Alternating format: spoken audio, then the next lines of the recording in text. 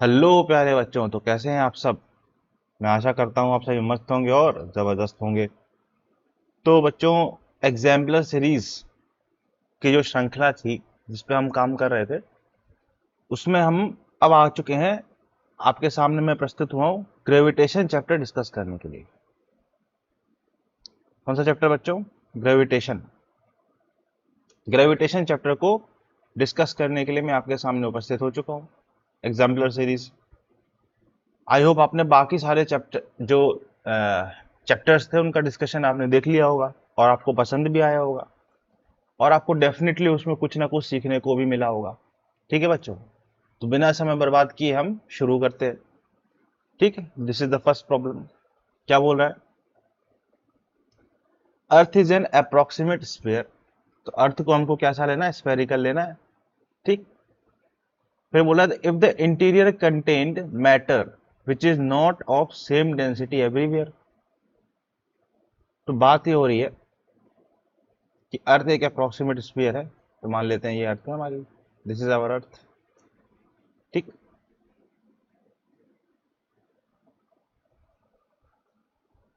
ठीक, this is our अर्थ। अब इसके इंटीरियर में मैटर है जिसकी डेंसिटी सब जगह सेम नहीं है। जिसकी डेंसिटी सब जगह सेम नहीं है, तो उसको हम हैश लाइन से दिखा देते हैं कि भाई अलग अलग जगह पर अलग अलग डेंसिटी है। मान लेते हैं यहाँ कुछ डेंसिटी है, ठीक। यहाँ पे कुछ अलग डेंसिटी है लेट से। फिर यहाँ पर लेट से कुछ अलग डेंसिटी है। एंड फाइनली यहाँ पर कुछ अलग डेंसिटी है। ऐसे डेंसिटी का वेरिएशन है ना, अलग अलग पॉइंट्स पर अलग अलग एरियाज पे अलग अलग डेंसिटी है। अब क्वेश्चन किसके बारे में पूछा जा रहा है? क्वेश्चन बेटा हमारा है किसके बारे में? ध्यान से पढ़ो क्वेश्चन।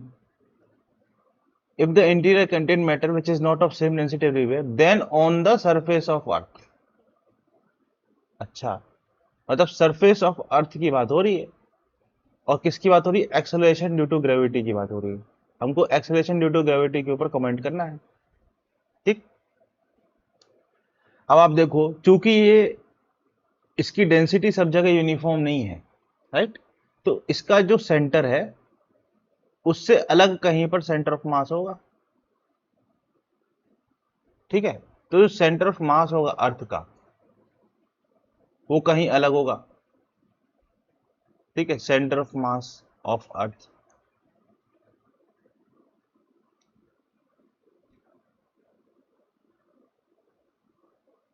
क्यों? क्योंकि डेंसिटी सब जगह सेम नहीं है, तो कहीं पर होगा सेंटर ऑफ मास। ठीक। अब जो हमारे सामने जो एक्सेलरेशन ड्यू टू ग्रेविटी है वो डायरेक्टेड किसके टुवर्ड्स होगी? सेंटर ऑफ मास के टुवर्ड्स। आपको ऐसा दिख रहा है क्लियरली? ठीक। तो हम अगर दो पॉइंट लें, एक पॉइंट ये ए लें और एक पॉइंट ये बी लें, और मान लेते हैं अर्थ का टोटल मास क्या है? m। तो let the total mass of earth be m। ठीक। तो acceleration due to gravity at A क्या होगा? सर वो तो हो जाएगा G capital M upon R A का स्क्वायर। और acceleration due to gravity at B क्या होगा? G capital M upon R B का स्क्वायर। क्लियरली इस डायग्राम से आपको दिख रहा है radius at A is less than. Radius at A क्या होता है? रेडियस का मतलब है distance from centre of mass. तो radius at A is clearly less than radius at B. तो यहां से आप क्लियरली आप देख सकते हो कि चूंकि आर ए की वैल्यू आर बी से छोटी है, तो 1 अपॉन आर ए की वैल्यू, आर ए स्क्वायर की value 1 upon R B square से बड़ी होगी। तो इससे हमको क्या मिल गया कि जी ए की वैल्यू क्या होगी? बड़ी जी बी से। जी ए की वैल्यू किससे बड़ी होगी? जी बी से। ये हमको मिल गया। तो इससे हम क्या डिसाइफर कर सकते हैं कि इसके सरफेस पे अलग अलग पॉइंट पे जी की वैल्यू अलग अलग होगी। ठीक, इतनी बात हमने यहां पर एनालाइज कर ली। अब हम पढ़ते हैं option, will be directed toward centre but not same anywhere, ये गलत है। सेंटर की तरफ डायरेक्टेड नहीं होगा, सेंटर ऑफ मास की तरफ डायरेक्टेड होगा। जब हम नॉर्मली फॉर्मूले डिराइव करते हैं ग्रेविटेशन में, तो हम उसमें मान के चलते हैं कि सेंटर पे ही सेंटर ऑफ मास है, ठीक है। Will have same value everywhere but not directed towards centre, ये भी गलत है। हर पॉइंट पे वैल्यू अलग अलग होगी, क्योंकि ये डिस्टेंस जो मैंने एरो से दिखाया है वो अलग अलग होगा हर पॉइंट के लिए, ठीक। Will have same value everywhere, ये भी गलत है। हर जगह सेम वैल्यू नहीं होगी, अलग अलग होगी। Can not be zero at any point, हाँ ये बात सही है। आप किसी भी पॉइंट पे लिखोगे, ठीक है, आप किसी भी पॉइंट पे लिखोगे जी की वैल्यू, तो आ जाएगा जी कैपिटल एम अपॉन उस पॉइंट का आर स्क्वायर। अब ये आर किसी भी पॉइंट के लिए जीरो नहीं है, कुछ ना कुछ डिस्टेंस होगा। मिनिमम वैल्यू कहां पर, ए पर है, जो कि जीरो नहीं है, ठीक है। तो आर मिनिमम कहाँ है, वो ए पर है, और जो कि जीरो नहीं है, ठीक। तो कुछ ना कुछ आर की वैल्यू होगी, तो वहां पर जी की वैल्यू भी निकल कर आएगी, ठीक। तो जी का वैल्यू कभी जीरो नहीं हो सकता, और जो कि इनफाइनाइट भी नहीं है। जी का वैल्यू जीरो कब होगा, सरफेस पे, जब आर की वैल्यू इनफाइनाइट होगी। तो आर की वैल्यू ना ही जीरो है ना ही इनफाइनाइट है, कुछ ना कुछ वैल्यू आर की हमेशा रहेगी। सेंटर ऑफ मास से आप कोई भी पॉइंट ले लो सरफेस पे, उसका कुछ ना कुछ आर आपको हमेशा मिलेगा। तो can not be zero at any point, किसी भी पॉइंट पे जीरो नहीं हो सकती, ठीक। तो ये हमको मिल गया। अच्छा, जहां पर आर मिनिमम है वहां पे हमको क्या मिलेगा, जी मैक्सिमम। तो हमको जी मैक्सिमम कहां मिलेगा, ए पर, ठीक। तो this was the question. Next, आगे बढ़ते हैं भाई, आगे बढ़े। Next is, as observed from earth sun appears to move in approximate circular orbit। तो सन का ऑर्बिट कैसा है, अप्रोक्सीमेट सर्कुलर ऑर्बिट है। कैसा ऑर्बिट है बेटा, अप्रोक्सीमेट सर्कुलर ऑर्बिट है सन का, ठीक। मतलब अर्थ से देखें तो सन अप्रोक्सीमेट सर्कुलर ऑर्बिट में हो रहा है। For the motion of another planet like Mercury as observed from earth this would be, ठीक। अब हम मरकरी के बारे में बता रहे हैं कि मरकरी के लिए ये चीज कैसी होगी, ठीक। मरकरी के बारे में हमें कमेंट करना है, तो करते हैं भाई कमेंट। सबसे पहले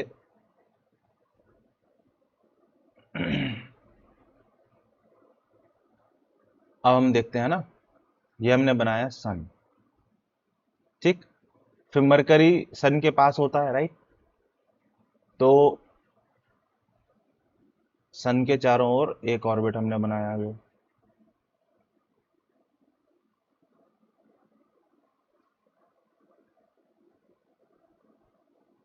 ठीक।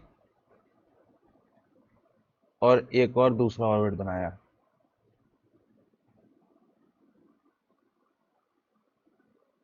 ऐसा,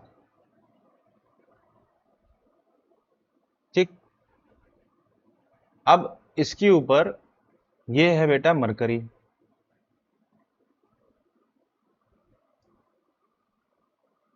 ये है बेटा मरकरी, ठीक। और मरकरी से बड़ा होता है अर्थ, तो ये है बेटा अर्थ, ठीक।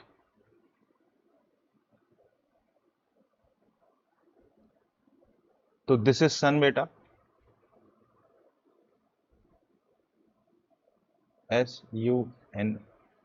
This is Mercury and this is earth, ठीक। M का मतलब है मरकरी,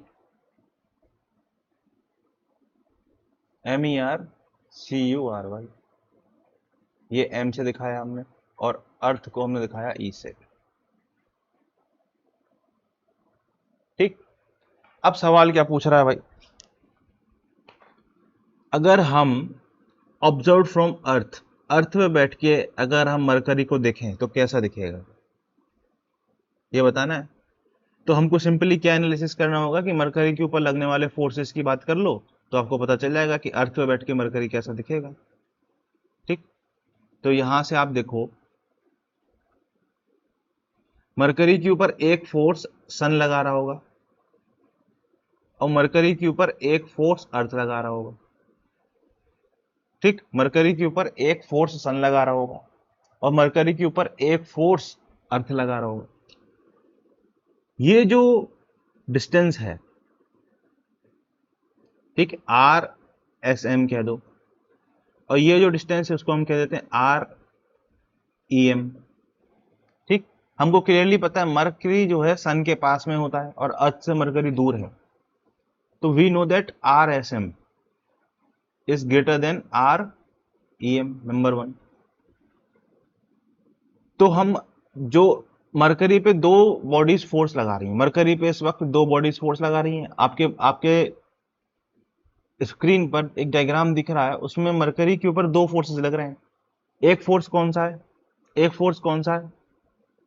एक फोर्स सर सन जो लगा रहा है मरकरी के ऊपर, ग्रेविटेशनल फोर्स। ठीक, इसको हम लिख देते हैं एफ एस एम। और दूसरा फोर्स मरकरी के ऊपर कौन सा है? जो अर्थ लगा रहा है, एफ ई एम। तो एफ एस एम कितना होगा सर जो सन लगा रहा है? सर वो हो जाएगा G mass of sun into mass of Mercury, जिसको हम स्मॉल एम से दिखाते हैं, अपॉन आर एस एम का स्क्वायर। और दूसरा फोर्स कौन सा लग रहा है? एफ ई एम, जो अर्थ लगा रहा है मरकरी पे, वो कितना होगा सर? जी, हाँ, mass of earth into mass of Mercury upon R E M का स्क्वायर। अब हमको मालूम है कि आर एस एम बड़ा होता है किससे? नहीं, आर एस एम छोटा है किससे? आर ई एम से। ठीक है, ये वाला जो डिस्टेंस है ये वाले डिस्टेंस से छोटा है। दूसरा, मास ऑफ सन भी किससे बड़ा है? मास ऑफ अर्थ से। और बड़ा ही नहीं है, बहुत बड़ा है। तो न्यूमरेटर आप देख रहे हो बड़ा है। ये वाला जो वेक्टर है, ये फोर्स वेक्टर जो सन लगा रहा है मरकरी पे, इसमें आप देख रहे हो कि न्यूमरेटर की वैल्यू क्या है? बड़ी है, और डिनोमिनेटर की वैल्यू क्या है? छोटी है। किससे? इसके कंपैरिजन में। तो आप क्लियरली इससे कंक्लूजन निकाल के कह सकते हो क्या कि फोर्स जो लगा रहा है सन मरकरी पे वो बहुत बड़ा है किसके कंपैरिजन में? फोर्स जो लगा रहा है अर्थ मरकरी पे। तो इसका मतलब क्या हुआ सर? इसका मतलब ये हुआ कि नेट फोर्स जो है, नेट फोर्स जो है वो सन की तरफ लग रहा है। किसी भी एक पॉइंट ऑफ टाइम पे आप देखोगे तो नेट फोर्स किसकी तरफ लगेगा? सन की तरफ लगेगा। तो एफ नेट जो लगेगा ऑन मरकरी वो किसकी होगा? विल बी टुवर्ड्स सन, सन की तरफ लगेगा। तो जब आप अर्थ पे बैठ के देखोगे तो आपको फोर्स कहां? सन की तरफ लगता हुआ दिख रहा है। तो अर्थ पे जब आप बैठ के देखोगे तो मरकरी का जो मोशन है वो आपको सर्कुलर नहीं दिखेगा, क्योंकि सर्कुलर मोशन होने के लिए जो नेट फोर्स है वो टुवर्ड्स अर्थ लगना चाहिए। तो नेट फोर्स किसके टुवर्ड्स होना चाहिए? अर्थ के टुवर्ड्स होना चाहिए, अगर आपको अर्थ पे बैठ के मरकरी को सर्कुलर देखना है तो। पर ऐसा नहीं हो रहा है। फोर्स किसके टुवर्ड्स लग रहा है? सन के टुवर्ड्स लग रहा है। तो अर्थ पे जब आप बैठ के देखोगे तो सर्कुलर ऑर्बिट नहीं दिखेगा। तो ए ऑप्शन गलत हो गया, नॉट ट्रू।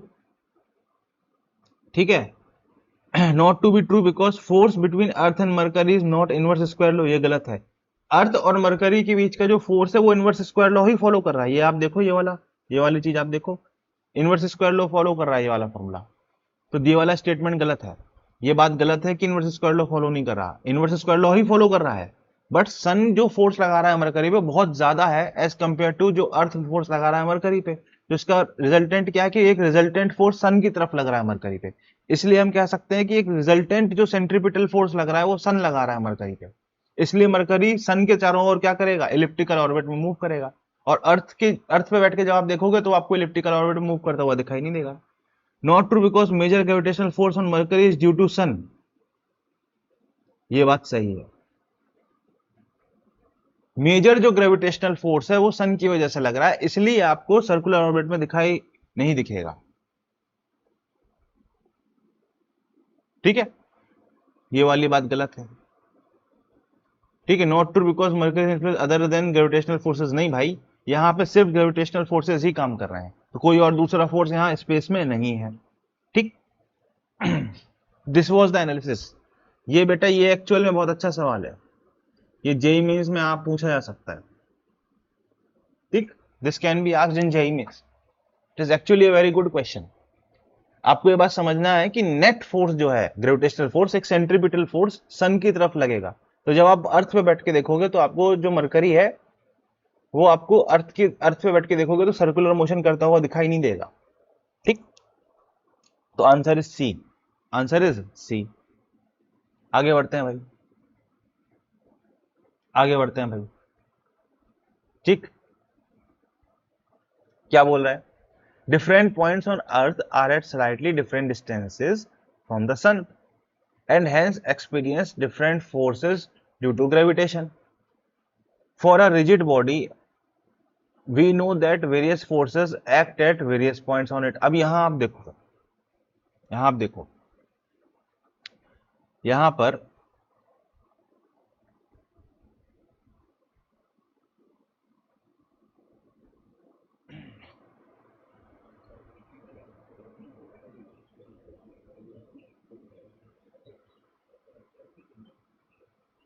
ये हमने बड़ा सा बनाया सन और ये बनाया अर्थ।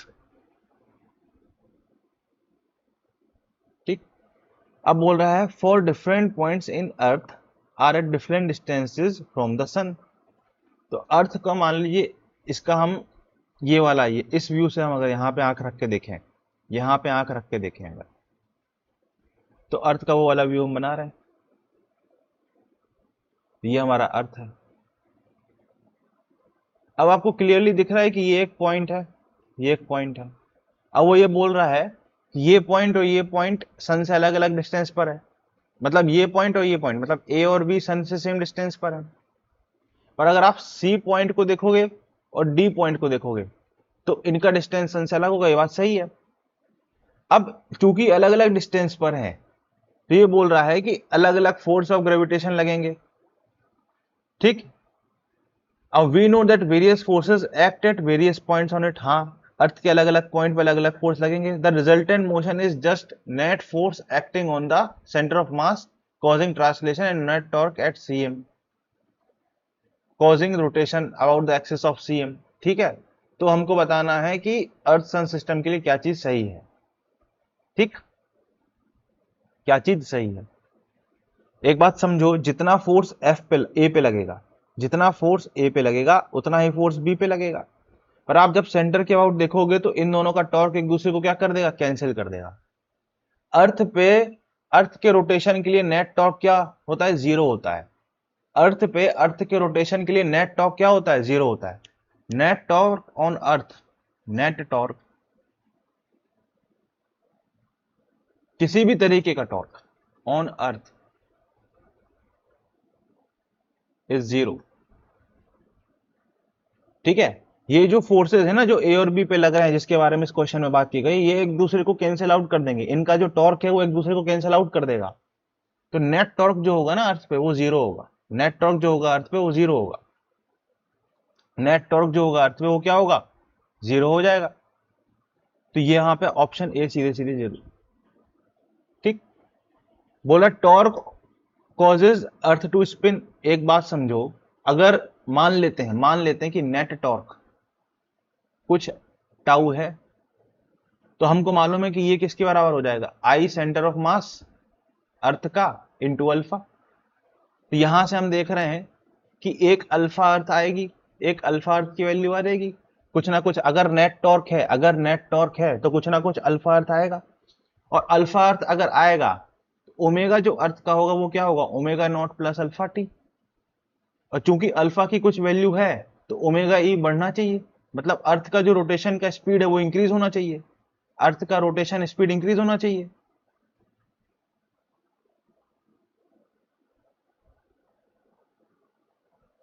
अर्थ का रोटेशन इंक्रीज होना चाहिए, पर ऐसा एक्चुअल लाइफ में तो होता नहीं है। एक्चुअल लाइफ में ऐसा होता है क्या, एक्चुअल लाइफ में ऐसा होता है क्या, नहीं होता। ऐसा एक्चुअल लाइफ में नहीं होता, अर्थ का रोटेशन इंक्रीज नहीं होता। इसका मतलब यह है कि अल्फा ही नहीं होगा, इसका मतलब यह है कि टाउ नहीं होगा। मतलब सेंटर ऑफ मास के अबाउट, अर्थ के सेंटर ऑफ मास के अबाउट ग्रेविटेशन की वजह से टाउ नहीं लग रहा होगा, टाउ इक्वल टू जीरो लग रहा होगा, राइट। तो टॉर्क जो अर्थ को स्पिन करा रहा है, ऐसा कोई टॉर्क नहीं, क्योंकि अगर ऐसा टॉर्क होता तो अर्थ का जो रोटेशन का स्पीड है वो बढ़ना चाहिए, पर ऐसा नहीं होता है, तो टाउ विल बी जीरो। ठीक। The rigid body results are not applicable since earth is not even approximately a rigid body. ये भी गलत है। Earth is a rigid body. ठीक, earth is a rigid body.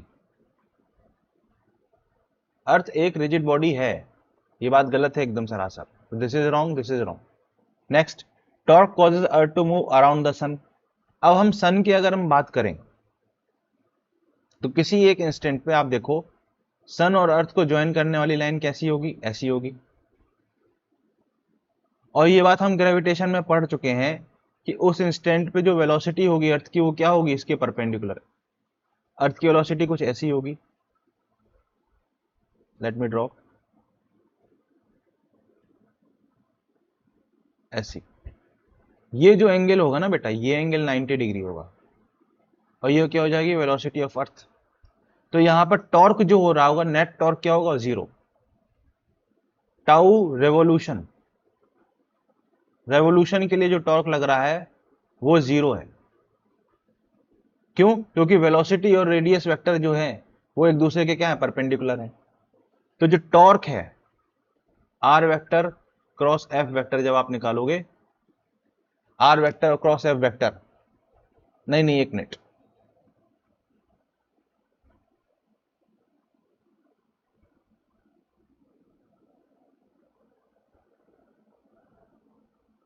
हाँ सॉरी, ये नहीं होगा लॉजिक। आपका आर वेक्टर ये है, और आपका फोर्स भी तो इसी के अलोंग लग रहा है, फोर्स भी तो इसी के अलोंग लग रहा है भाई आपका, ये फोर्स भी इसी के अलोंग लग रहा है ऐसा। तो आर वेक्टर और एफ वेक्टर क्या है, एक दूसरे के पैरेलल है। R vector is parallel to F vector, R vector is parallel to F vector, तो उनका क्रॉस प्रोडक्ट जो हो जाएगा वो क्या हो जाएगा, जीरो हो जाएगा। तो टॉर्क जो लगेगा वो जीरो होगा, क्योंकि जो एफ वेक्टर है, जो फोर्स लग रहा है ग्रेविटी की वजह से, जो सन लगा रहा है अर्थ पे, वो तो आर वेक्टर के डायरेक्शन में ही लगा रहा है ना, this is R vector. R vector और फोर्स वेक्टर क्या है, एक दूसरे के पैरेलल है, तो जो टॉर्क लग रहा होगा वो भी जीरो होगा, एक पॉइंट। दूसरा पॉइंट, ये एक पॉइंट है। दूसरा पॉइंट, जो एफ वेक्टर है वो पास किससे कर रहा है, सन से।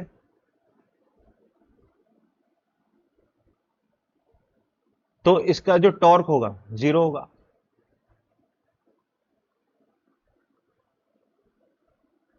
तो ये क्या बोल रहे हो आप, दो पॉइंट बता रहा हूं। हमने रोटेशनल मोशन में पढ़ा था कि अगर फोर्स जो है एक्सेस ऑफ रोटेशन से पास होता है तो उसका टॉर्क क्या हो जाता है, जीरो हो जाता है। तो आप ध्यान से देखो, ये फोर्स जो है सन से पास हो रहा है, तो सन के अबाउट अर्थ पे जो टॉर्क होगा वो जीरो हो जाएगा। दूसरा, आर वेक्टर और एफ वेक्टर क्या है, एक दूसरे के पैरेलल है, तो भी जीरो हो जाएगा। तो यहां पे दो रीजंस हैं कि क्यों जो टॉर्क अर्थ पे है वो है जीरो। ठीक, जो टॉर्क अर्थ पे लगता है वो क्या लगता है, जीरो लगता है। ठीक, तो यहां पे मैं इसको दूसरे कलर से लिख देता हूं कि टॉर्क फॉर रेवोल्यूशन वो क्या है, जीरो है। अब वो जीरो क्यों है, क्योंकि ये जो टॉर्क है ये किससे मिलेगा हमको, आर आर वेक्टर जो हमने डायग्राम में दिखाया है क्रॉस एफ ऐसी वेक्टर, और ये वाली चीज जीरो होगा, क्यों होगा, उसका रीजन ये है। तो यहां पे ये जो टॉर्क है वो जीरो होगा, क्यों होगा, मैंने आपको समझा दिया। उसका रीजन क्या है कि ये जो फोर्स है ये सन से ही पास हो रहा है, और जब फोर्स जो है एक्सेस ऑफ रोटेशन से ही पास होता है तो टॉर्क जीरो हो जाता है, पहली बात। दूसरा, आर वेक्टर और एफ वेक्टर दोनों एक दूसरे के पैरेलल भी हैं, इसलिए भी जीरो, दोनों बातें हैं। तो यहां पर जो टॉर्क होगा वो जीरो हो जाएगा बेटा। टॉर्क जीरो होगा तो उससे क्या होगा, इस पे कोई भी वर्क डन नहीं होगा, अर्थ के रोटेशन पे कोई भी वर्क डन नहीं होगा। ठीक बेटा, तो answer will be A. Next, satellites orbit, हाँ, टॉर्क जीरो का मतलब है कि अर्थ का जो एंगुलर मोमेंटम है वो कंजर्व रहेगा, सॉरी, अर्थ का जो एंगुलर मोमेंटम है वो कंजर्व रहेगा। तो उससे हम एक इन्फ्लुएंस और निकाल सकते हैं क्या, एक इन्फ्रेंस और निकल जाएगा इससे, क्या निकलेगा भाई? एंगुलर मोमेंटम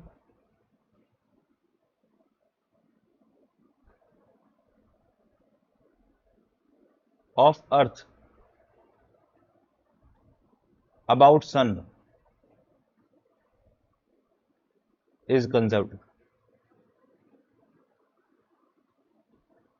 ठीक, अर्थ का जो एंगुलर मोमेंटम है सन के अबाउट, वो कंजर्व्ड रहेगा।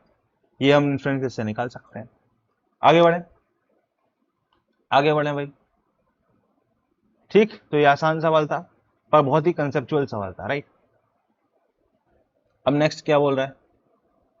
नेक्स्ट क्वेश्चन बोल रहा है satellites orbiting the earth have finite life and sometimes debris of satellite fall on earth। ठीक, अब ये क्यों होता है? क्वेश्चन में बताया जा रहा है कि सैटेलाइट की फाइनाइट लाइफ होती है। ठीक,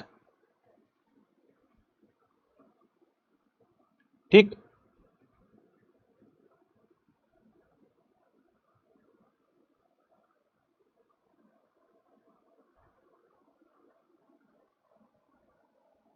ठीक।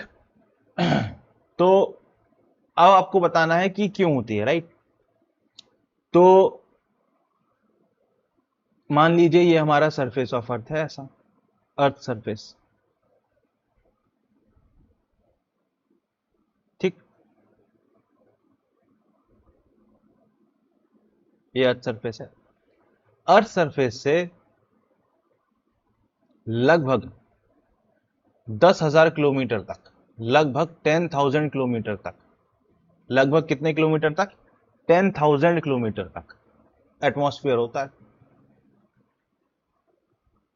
ठीक है, लगभग 10,000 किलोमीटर तक एटमॉस्फेयर इज प्रेजेंट।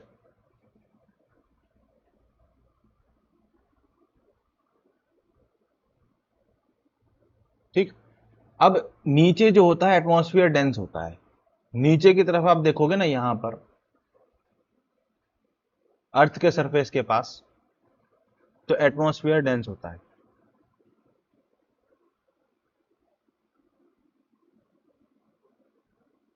और जैसे जैसे आप ऊपर जाते हो, जैसे जैसे आप ऊपर की तरफ मूव करते हो, जैसे जैसे आप ऊपर की तरफ मूव करते हो, तो डेंसिटी ऑफ एटमॉस्फेयर रिड्यूसेस।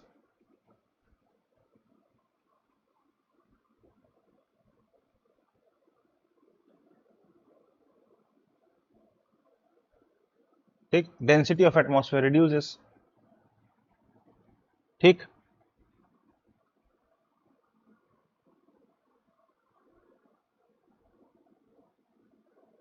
तो जैसे जैसे आप ऊपर जाते हो, जैसे जैसे आप ऊपर जाते हो, जैसे जैसे आप ऊपर जाते हो, तो जो डेंसिटी होती है एटमॉस्फेयर की, वो क्या होती है? कम होती जाती है, कम होती जाती है, कम होती जाती है। ठीक, बट यहां पर 10,000 किलोमीटर तक डेंसिटी होती है। ठीक, अब जो हम सैटेलाइट लगाते हैं, जो हम सैटेलाइट लगाते हैं, उसकी हाइट अलग अलग होती है बेटा। सैटेलाइट की हाइट क्या होती है? अलग अलग होती है। तो हाइट जो होती है सैटेलाइट की, HEIGHT, हाइट ऑफ सैटेलाइट, वो क्या होती है भाई? अगर आप लो अर्थ सैटेलाइट की बात करो, LEO, लो अर्थ सैटेलाइट की बात करो, तो ये लगभग 2,000 किलोमीटर तक होती है। अगर आप जियो स्टेशनरी सैटेलाइट की बात करो, तो ये कितने तक होती है? लगभग ये 36,000 किलोमीटर तक होती है। ठीक, और अगर आप मीडियम अर्थ ऑर्बिट की बात करो, अगर आप मीडियम अर्थ ऑर्बिट की बात करो, तो ये आपका लगभग इनके बीच में होता है। ठीक है, मतलब 8,000 से लेके 15,000 तक, लगभग लगभग ऐसा कुछ होता है, इसके आसपास होता है। ठीक, तो डायग्रामेटिकली अगर मैं दिखाऊं, तो ये हमारा क्या है? ये है लो अर्थ सैटेलाइट। यहां कहीं बीच में हमारा मीडियम अर्थ होगा, और यहां ऊपर मैं कलर चेंज करके बना रहा हूं क्योंकि जगह नहीं है। ऊपर यहां पर, इसके बाहर यहां पर ये जियो स्टेशनरी ऑर्बिट होगा, राइट। अब आपको एक बात समझ आ रहा है कि ये दोनों जो सैटेलाइट हैं, ये हमारे एटमॉस्फेयर के अंदर आ जाती हैं। भले हमारा यहां पर ऊपर की तरफ एटमॉस्फेयर बहुत ही लाइट है, डेंसिटी बहुत ही कम है, बट स्टिल एटमॉस्फेयर तो है। तो इन दोनों पर एलईओ और जीईओ पर, एलईओ और जीईओ पे एटमॉस्फेयर क्या करेगा?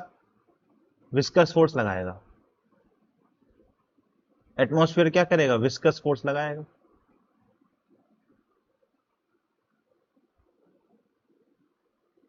अब क्यों लगाएगा? क्योंकि ये किसी भी फ्लूइड की प्रॉपर्टी होती है। ये किसी भी फ्लूइड की क्या होती है बेटा? प्रॉपर्टी होती है। प्रॉपर्टी होती है कि कोई भी चीज अगर उससे मूव कर रही है तो उसमें फ्लूइड क्या लगाता है? Viscous force. और इस विस्कस फोर्स की वजह से क्या होगा? सैटेलाइट का एनर्जी लॉस होगा।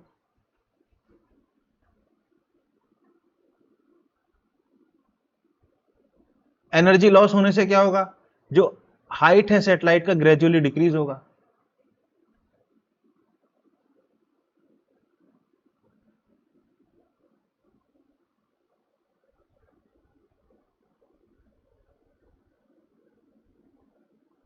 हाइट क्या हुआ? Gradually decrease. मतलब आपने लो अर्थ ऑर्बिट को, सैटेलाइट को मान लो यहां लगाया, तो धीरे धीरे समय के साथ इसकी हाइट कम होगी, और हाइट कम होते होते होते होते इसकी एनर्जी लॉस होते होते होते होते सरफेस पे आ जाएगा। तो इसका जो सैटेलाइट का एक फाइनाइट लाइफ टाइम होगा। तो यही बात क्वेश्चन में बोली गई है, यही बात क्वेश्चन में बोली गई है कि हैव फाइनाइट लाइफ। तो फाइनाइट लाइफ क्यों है ये मैंने आपको समझा दिया। तो सोलर सेल की वजह से नहीं है, सोलर सेल का कोई कॉन्सेप्ट नहीं है। सोलर सेल तो हम बहुत अच्छे बना चुके हैं, इसलिए सैटेलाइट का लाइफ टाइम फाइनाइट नहीं होता कि सोलर सेल खराब हो गया। ठीक है। Law of gravitation predict spiralling inverse, ये भी गलत है ना। जो सैटेलाइट को हम जब ऑर्बिट में डालते हैं तो M V square by R, वो G M earth into mass of satellite upon R square, ये लॉ को फॉलो करता है। और ये जो सेंट्रीपिटल फोर्स है वो सेंट्रीफ्यूगल फोर्स को बैलेंस करता है। ये सेंट्रीपिटल फोर्स जो है,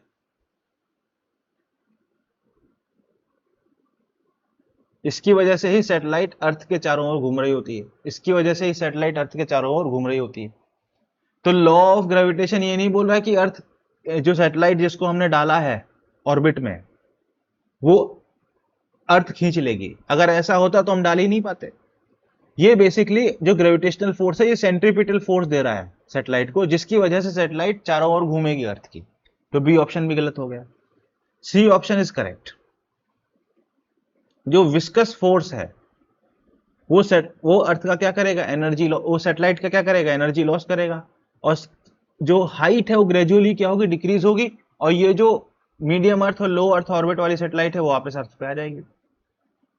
कोलिजन विथ अदर सैटेलाइट, ये एक पॉसिबिलिटी है, बट ये कोर रीजन नहीं है। कभी कभी हो सकता है कि रेयर केस में दो सैटेलाइट का कोलिजन हो जाए और उस वजह से वो खराब होकर अर्थ पे गिर जाए, right. But it is not the sign, है ना, मेन रीजन। अब ये जो जियो स्टेशनरी सैटेलाइट है ना, ये एटमॉस्फेयर के बाहर है। ठीक है, एटमॉस्फेयर के बाहर है। ठीक है, आउट ऑफ एटमॉस्फेयर। ये कहां है? Out of atmosphere. Out of atmosphere है तो इसकी लाइफ क्या होगी? ज्यादा होगी। इसकी लाइफ क्या होगी? ज्यादा होगी। तो जियो स्टेशनरी सैटेलाइट की लाइफ इसलिए क्या होती है? ज्यादा होती है, क्योंकि एटमॉस्फेयर के बाहर है। क्योंकि ये कितने किलोमीटर पे है? 36,000 किलोमीटर पे है। और एटमॉस्फेयर हमारा कहां तक है? 10,000 किलोमीटर तक है। तो इस पे ये विस्कस फोर्स नहीं लगेगा। जियो स्टेशनरी सैटेलाइट पे विस्कस फोर्स नहीं लगेगा। ठीक, ओके। तो इसकी विस्कस फोर्स मतलब बहुत ही कम लगेगा। एटमॉस्फेयर जब हम बोल रहे हैं 10,000 किलोमीटर तक है, तो इसका मतलब ये नहीं कि 10,000 पे एकदम खत्म हो गया। इसके ऊपर भी रहता है, पर बहुत फेंट रहता है, उसको हम डिटेक्ट भी आसानी से नहीं कर सकते। तो इस पे भी विस्कस फोर्स लगेगा, पर बहुत कम लगेगा। तो सैटेलाइट, जियो स्टेशनरी सैटेलाइट की लाइफ क्या होगी? ज्यादा होगी। ठीक। तो ये हमारा आंसर था। तो ये कंटेंट जो है ये आपको कहीं और नहीं मिलेगा, किताबों में भी नहीं मिलेगा, right.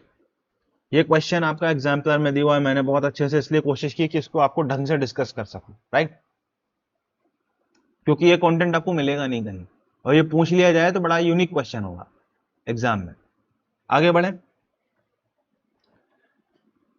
Both earth and sun are subject to gravitational force of sun as observe from the sun. ठीक, तो as observe from the sun, अच्छा सन पे ऑब्जर्व करना है हमको, सन पे बैठ के देखना है, मतलब सन पे बैठ के देखना है और फिर हमको बताना है कि क्या होगा। ठीक है, अब क्या होगा भाई, यहां देखो बता रहा हूं मैं, है ना, जो अभी पीछे क्वेश्चन किया था एकदम वही क्वेश्चन फिर से है ये। ठीक, एकदम वही क्वेश्चन है।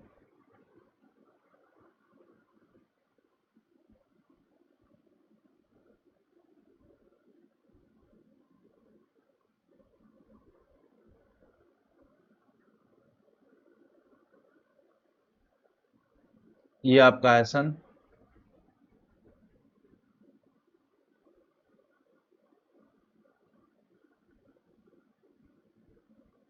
This is your sun and this is your earth. ठीक, और अर्थ के चारों ओर इस तरीके से कुछ एक मून भी घूम रहा है, this is moon, this is moon. तो ये आपका सन है। ठीक, ये आपका अर्थ है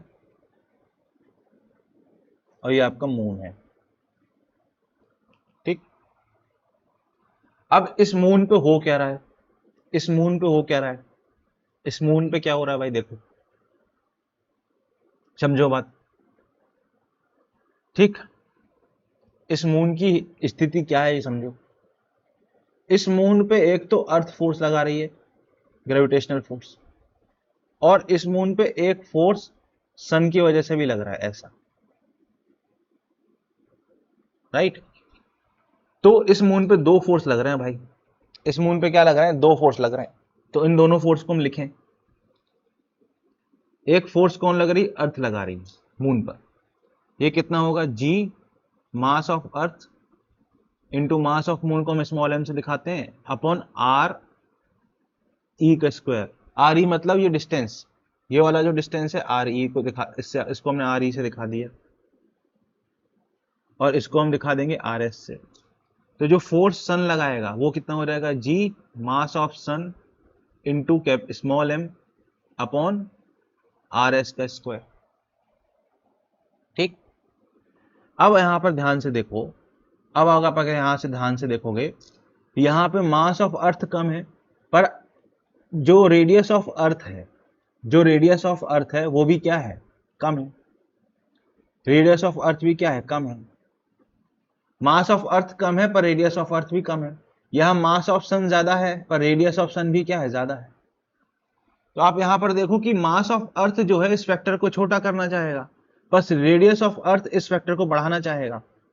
ठीक, और मास ऑफ सन भी जो है इस फैक्टर को बढ़ाना चाहेगा पर रेडियस ऑफ सन इसको कम करना चाहेगा। तो इसका रिजल्ट ये होता है कि ये दोनों जो फोर्सेस हैं, ये इसमें देखो पिछले वाले केस में क्या हुआ था, इस वाले केस में क्या हुआ था, इस वाले केस में ये हुआ था कि मास ऑफ सन और रेडियस ऑफ सन दोनों ही एफ एस एम के फेवर में थे।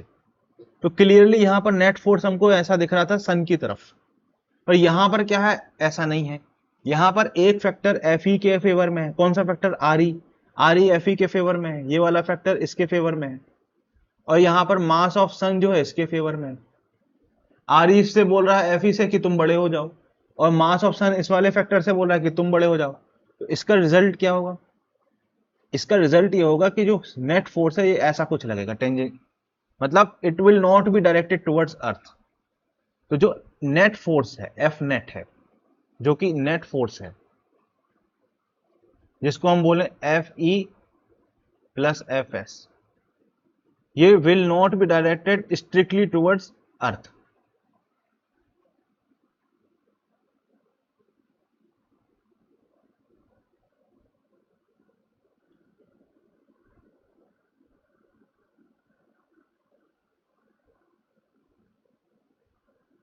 पीछे जो क्वेश्चन किया था और ये क्वेश्चन एकदम सेम है बेटा। यहां पे फर्क क्या था, यहां पर दोनों ही फैक्टर एफ एस एम के फेवर में थे। यहाँ पे क्या है, एक फैक्टर एफ ई के फेवर में है, दूसरा फैक्टर एफ एस के फेवर में है। तो यहाँ पे दूसरा एक कोई भी फोर्स नेग्लिजिबल, आप किसी एक फोर्स को छोटा बोल के नेग्लेक्ट नहीं कर सकते। तो जो नेट फोर्स होगा ना, जो नेट फोर्स होगा, क्योंकि आप इसका क्या करोगे, वेक्टर सम करोगे, आप इसका क्या करोगे, वेक्टर सम करोगे, तो जो नेट फोर्स होगा ना बेटा, वो exactly toward centre of earth नहीं होगा।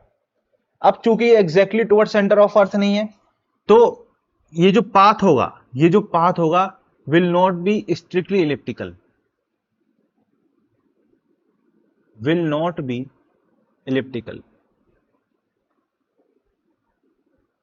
About earth.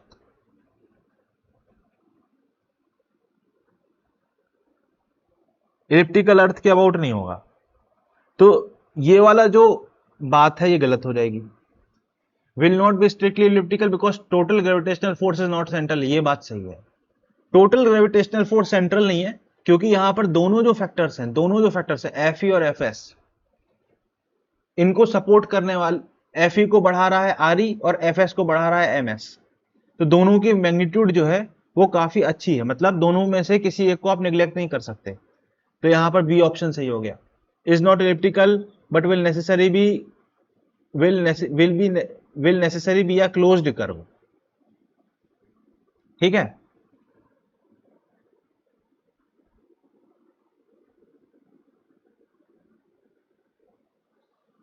अब यहां पर देखो, as observed from the sun, है ना, सन पे बैठ के देखने के लिए बोल रहा है। ठीक है, तो मून का जो मोशन होगा वो कैसा होता है वो दिखाई देगा, वो मैं बना देता हूं, सन पे बैठ के दिख रहा हूं। रेफरेंस कौन है, ये सन है। तो आप अगर रेफरेंस सन को ले रहे हो तो मून का मोशन कुछ ऐसा दिखाई देगा, कुछ ऐसा। ये अर्थ के चारों तरफ भी घूम रहा है और साइमल्टेनियसली सन के चारों तरफ भी घूम रहा है, तो ये स्ट्रिक्टली इलिप्टिकल नहीं हुआ। ठीक, is not elliptical will but will necessary be a closed curve, ये नेसेसरीली क्लोज्ड कर्व होगा, ये बोल रहा है, राइट। अच्छा, क्लोज्ड कर्व का मतलब क्या होता है कि जब ये पूरा चक्कर लगा के वापस इस पॉइंट पे आएगी अर्थ, तो उस मोमेंट पे वापस यहां पर मून पहुंचेगा, तब हम कहेंगे कि ये क्या होगा, क्लोज्ड कर्व होगा, तब हम कहेंगे। तो भाई अर्थ एक सन का चक्कर लगाने में कितना समय लगाती है, एक चक्कर लगाने में कितना समय लगाती है अर्थ, 365 डेज। ठीक है, लगभग 0.114 भी होता है, पर 365 मान लो। अच्छा, मून एक चक्कर लगाने में, मून अर्थ का एक चक्कर लगाने में कितना दिन लगाता है, 28 डेज।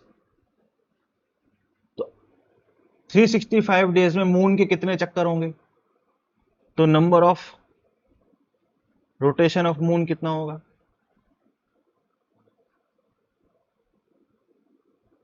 वो होगा 365/28। इतने एक साल में मून रोटेशन करेगा, एक साल में इतने मून रोटेशन करेगा। अब ये कैलकुलेटर से कैलकुलेट करो जरा कितना आ रहा है, आपको क्लियरली दिख रहा है, ये होल नंबर नहीं आएगा।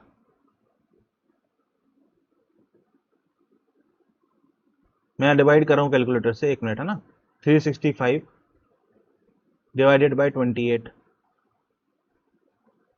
ये आ रहा है 13.03। इसका मतलब ये हुआ कि 13 तो पूरे पूरे रोटेशन करेगा, पर 0.03 क्या बता रहा है कि कुछ रोटेशन एक्स्ट्रा करेगा। तो यहां पर 0.03 इस बात को दिखा रहा है कि ये जो अर्थ मून का जो ये कर्व है, ये क्लोज्ड कर्व नहीं होगा।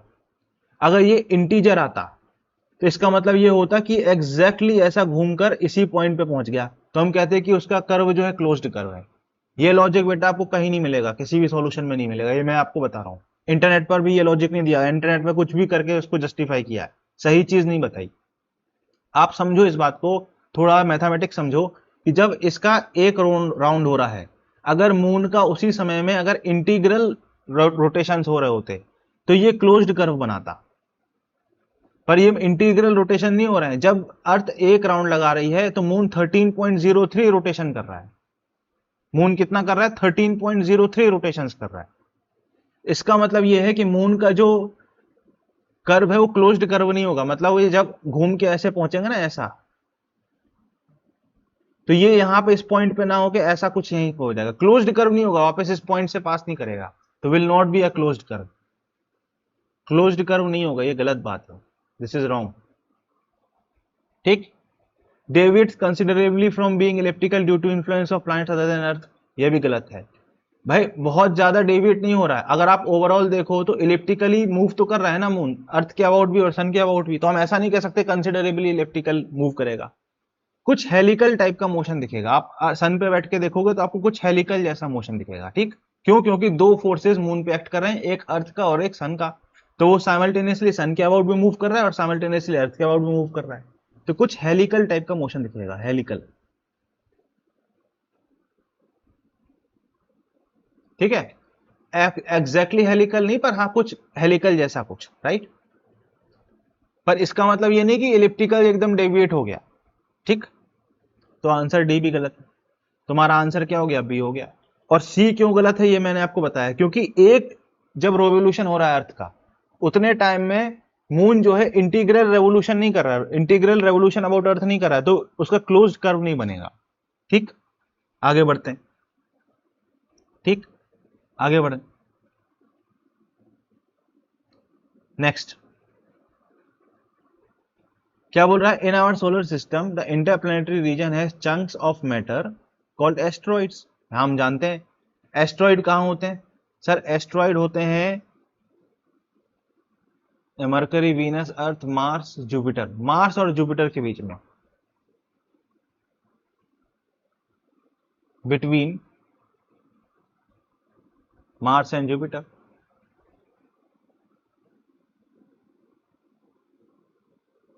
एस्ट्रॉइड बेसिकली क्या होते हैं? छोटे छोटे प्लैनेट्स होते हैं, ऐसा समझ लो कि छोटे छोटे मास के चंक होते हैं।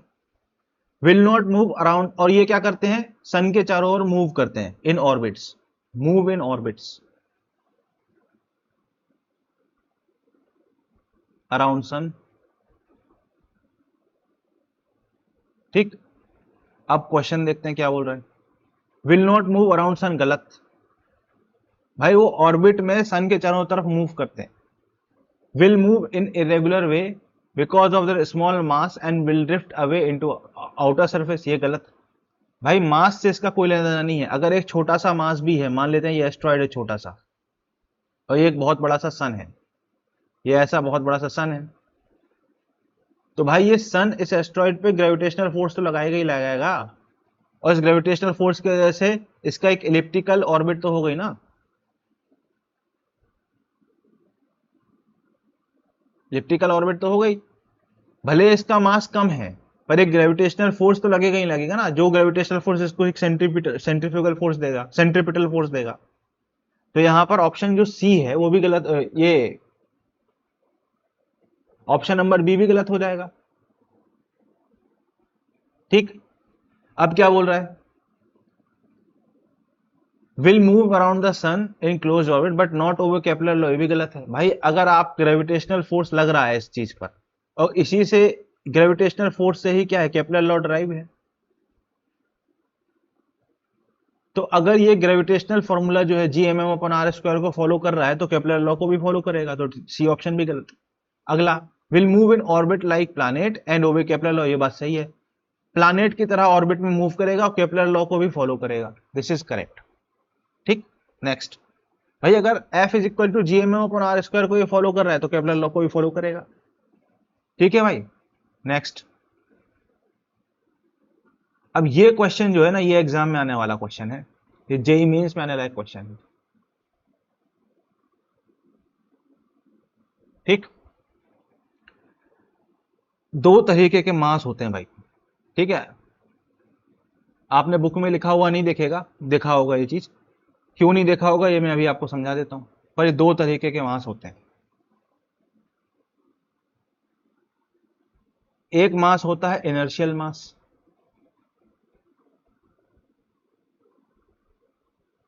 और एक मास होता है ग्रेविटेशनल मास, राइट, ग्रेविटेशनल मास।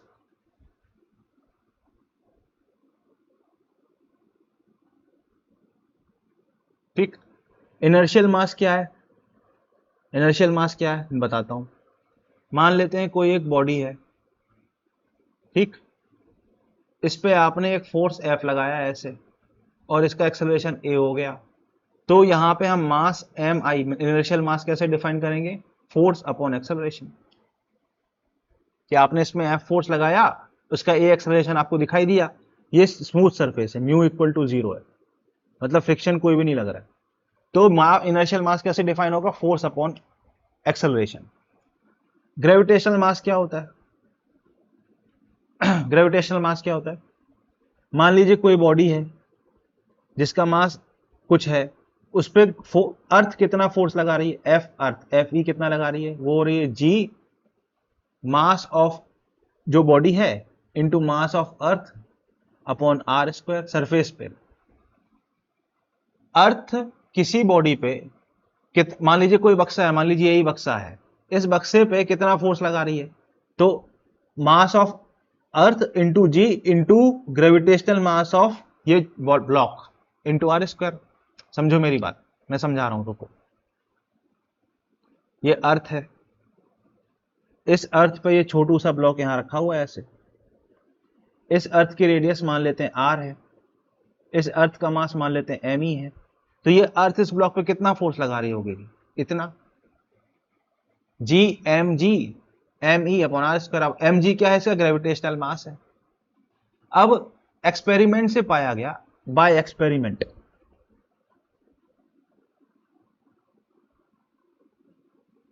एक्सपेरिमेंट से पाया गया क्या? कि जो ग्रेविटेशनल मास होता है वो इनर्शियल मास के बराबर होता है। ग्रेविटेशनल मास जो होता है इनर्शियल मास के बराबर होता है। ये एक्सपेरिमेंट से पाया गया, ये एक्सपेरिमेंट से पाया गया। ठीक, तो M I into A is equals to जी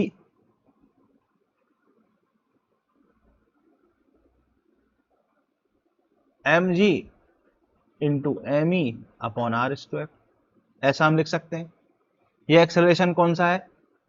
जो ये अर्थ के सेंटर की तरफ इसको मिल रहा है, इसके लिए हमने इक्वेशन लिखी। अब इस इक्वेशन में से आप ये दोनों टर्म काट लो। ये कट कब सकती है? जब ये चीज हम एक्सपेरिमेंटली प्रूव कर पाए। तो यहां से हमको एक्सेलरेशन क्या मिल गया? G capital M E upon R square. और इस एक्सेलरेशन को हमने सिंबल दे दिया स्मॉल जी का, एक्सेलरेशन ड्यू टू ग्रेविटी। इसी को हमने सिंबल दे दिया। इंपॉर्टेंट बात यह है कि इस इक्वेशन में से ये दोनों टर्म तब कट पाई जब हम एक्सपेरिमेंटली इसको प्रूव कर पाए। ये बात किताबों में जनरली नहीं दी होती। Inertial mass is a measure of difficulty of accelerating a body by an external force, ये बात लिखी हुई है। ये जो स्टेटमेंट मैंने बोला ना यहां पर, ये बात यहां से यहां लिखी हुई है, पिंक कलर से जो मैं मार्क कर रहा हूं। Inertial mass is a measure of difficulty of accelerating a body by an external force. Pink colour से जो मार्क बात की गई है उसको पहले स्टेटमेंट में लिखा गया, तो ये बात तो सही है। Whereas gravitational mass is relevant in determining gravitational force of external mass, ये बात भी सही है। ये जो रेड कलर से मैंने बात लिखी हुई यहां पर, इसको ये लिखा हुआ, और ये दोनों बात सही है। जब आप ग्रेविटेशनल फोर्स लिख रहे होते हो ना, तो बेसिकली यहां पे आप ग्रेविटेशनल मास लिख रहे होते हैं। और जब आप F is equal to M A वाली इक्वेशन लिख रहे होते हैं तो यहां पे आप इनर्शियल मास लिख रहे होते हैं। बट एक्सपेरिमेंट से हमें पता चला कि एम जी और एम आई दोनों सेम होते हैं, तो हम यहां पर दोनों जगह एम एम लिख देते हैं, और ये बात किताबों में जनरली नहीं मिलती। ठीक, तो ये पहला जो स्टेटमेंट है दिस इज एब्सोल्युटली फाइन। हमको कौन सा स्टेटमेंट बताना है, कौन सा गलत स्टेटमेंट है ये बताना है। ठीक है, gravitational mass inertial mass are equal in experimental result, सच बात है। ग्रेविटेशनल मास और इनर्शियल मास दोनों एक्सपेरिमेंट से बराबर पाए गए। ठीक, ये बात एकदम सही बात है। ठीक है, फिर अगला क्या है? Acceleration due to gravity on earth is same for all bodies is due to equality of gravitational mass and inertial mass, ये बात भी सेम है। जी की वैल्यू इंडिपेंडेंट है एम स्मॉल एम से। ये क्यों हो पाई? क्योंकि एम आई और एम जी बराबर थे। अगर एम आई और एम जी बराबर नहीं होते तो स्मॉल जी की वैल्यू इंडिपेंडेंट नहीं हो पाती स्मॉल एम से, ये वाला टर्म कट नहीं पाता इक्वेशन में। ये बात भी सही है। Gravitational mass of particle like proton can depend on presence of neighbouring heavy objects but the inertial mass can not, ये बात गलत है।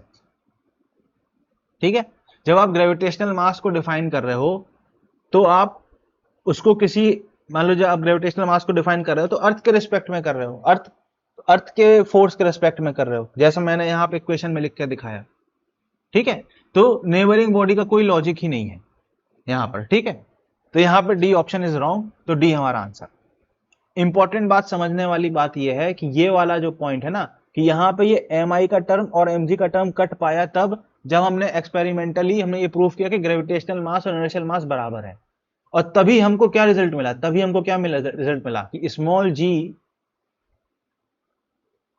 जी इज इंडिपेंडेंट या is independent of mass of object. ये जो रिजल्ट है ये हमको तब मिल पाया जब mg और mi को हमने एक्सपेरिमेंटली बराबर प्रूफ कर दिया, ठीक है। तो सी ऑप्शन बड़ा इंपॉर्टेंट ऑप्शन है, और ये किसी भी किताब में जनरली थ्योरी में नहीं मिलता ये बात, ये एग्जाम्पलर में दिया हुआ है, ठीक है। तो आई होप आपको ये पॉइंट समझ में आ गया होगा। अगला भाई, अगले में क्या बोल रहे हैं भाई, particle of mass 2m and m are respectively at point a and b, आपको दिखाया डायग्राम में, एंड c, मतलब डायग्राम में दिखाया हुआ है कौन सा मास कहां रखा हुआ है। A B is equals to half B C, A B को अगर आप हाफ बी सी बोल रहे हो, मतलब अगर आप इसको 2 अल्फा बोल दोगे तो ये अल्फा हो जाएगा, मतलब अगर बी सी को आप अल्फा 2 अल्फा बोल दोगे तो ए बी डिस्टेंस अल्फा हो जाएगा। M is much smaller than M, तो हमको बताना है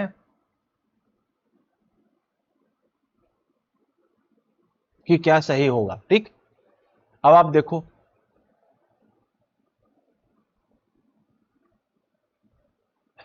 स्मॉल एम पे दो फोर्स लग रहे होंगे, एक इस तरफ एक इस तरफ, इसको हम बोल देते हैं एफ ए, इसको हम बोल देते हैं F B, F C sorry.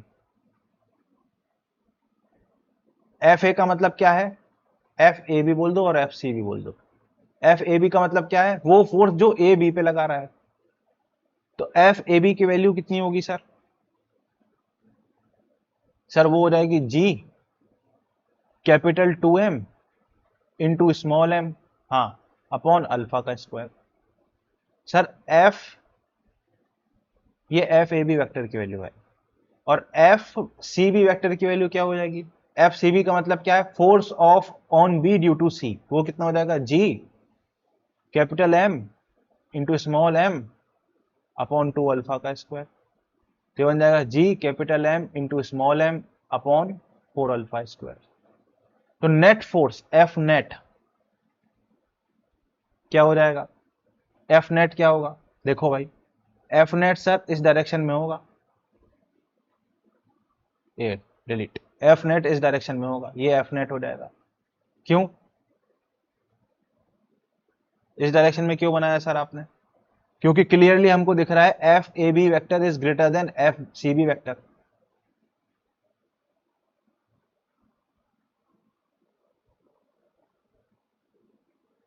ये हमको दिख रहा है, तो इसका नेट वेक्टर प्रोडक्ट ए की तरफ होगा, इसका नेट ए की तरफ होगा, तो ये नेट कितना होगा, वो हो जाएगा G 2m into small m upon alpha square minus capital G into m into small m upon 4 alpha square.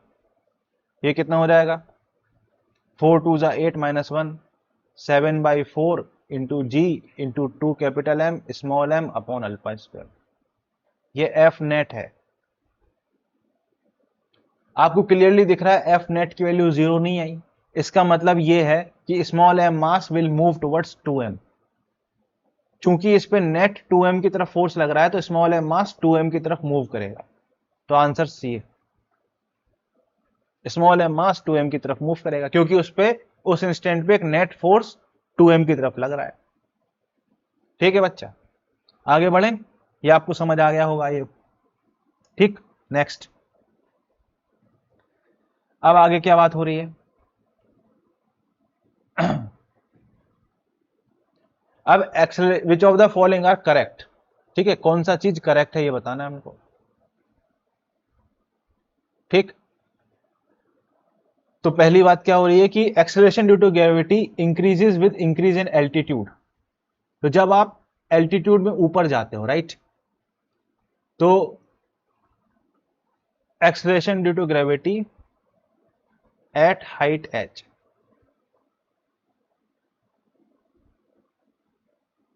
ये क्या होता है सर? g डैश क्या होता है? होता है g into 1 minus 2h upon r होता है। ये फॉर्मूला आपने पढ़ा था, ठीक, ये फॉर्मूला आपने पढ़ा था। तो आप क्लियरली देख रहे हो कि g क्या हो रहा है? कम हो रहा है। तो ये वाली बात सही है। जब हम हाइट में ऊपर जाते हैं तो g की वैल्यू क्या होती है? कम होती है। तो ये वाली बात एकदम सही है, ठीक। अब जब आप h डेप्थ पे जाते हो, ठीक है, g डबल डैश मान लेते हैं, एट आ डेप्थ d, अगर आप d डेप्थ पे चले जाते हो तो क्या होगा? ये होता है g into 1 minus H upon R. अब इसका मैं डेरिवेशन नहीं करा रहा हूं क्योंकि ये बेसिक चीज है, या मैं मान के चल रहा हूं ये आपने किया होगा। तो क्लियरली जब हम डेप्थ d में जाते हैं, h नहीं d होगा यहां पर, d अपॉन आर। जब हम डेप्थ d में जाते हैं तो g की वैल्यू क्या होती है? कम होती है। तो मैक्सिमम g की वैल्यू कहां होती है? सरफेस पे होती है। जब हम हाइट पे जाते हैं तो भी कम होती है, और जब हम डेप्थ में जाते हैं तो भी कम होती है। तो क्या लिख रहा है? Acceleration due to gravity increases with increasing depth. गलत, ठीक। अच्छा, अब बोल रहा है acceleration due to gravity increases with increasing latitude. अब ये देखो, ये अर्थ का सरफेस है, ये ऐसा, और हम ये बात जानते हैं कि अर्थ का शेप कैसा शेप होता है? जियोइड शेप, जियोइड शेप होता है। जियोइड शेप का मतलब क्या है? यहां पे पोल्स पे जो पोल्स पे जो है रेडियस, और इक्वेटर पे जो है रेडियस, वो अलग अलग है। पोल्स पे जो रेडियस है वो कम है इक्वेटर की रेडियस से। तो अगर आप पोल्स पे जी की वैल्यू लिखोगे, जीपी, वो क्या आ जाएगा? G capital M upon R P का स्क्वायर। और इक्वेटर पे अगर लिखना चाहोगे तो कितना होगा? जी कितना होगा? वो रहेगा G capital M upon R E का स्क्वायर। अब हमें मालूम है कि आर ई बड़ा है आरपी से, तो यहां से हमको क्या मिल गया? जीपी बड़ा होगा जीई से। भाई आप बड़े नंबर से डिवाइड कर रहे हो ना, तो छोटा बन जाएगा वो, तो जीपी बड़ा होगा जीई से। तो जब आप लैटिट्यूड बढ़ाते हो, ये लैटिट्यूड 0 डिग्री होता है और ये लैटिट्यूड यहाँ पे 90 डिग्री मिलता है। तो जब आप लैटिट्यूड बढ़ाते हो मतलब आप पोल्स की तरफ जा रहे हो। तो जब आप पोल्स की तरफ जा रहे हो तो जी की वैल्यू बढ़ेगी। तो ये बात सही है, जी की वैल्यू बढ़ेगी, तो this is a correct thing. Next, acceleration due to gravity is independent of mass of earth. ये तो गलत है भाई। फॉर्मूले में आप देखो मास ऑफ अर्थ आ रहा है, फॉर्मूले में आप देखो मास ऑफ अर्थ आ रहा है, फॉर्मूले में आप देखो मास ऑफ अर्थ आ रहा है। तो ये बात तो एकदम गलत है, ठीक। तो आंसर इसका क्या हो जाएगा? ए और सी हो जाएगा, ठीक। नेक्स्ट,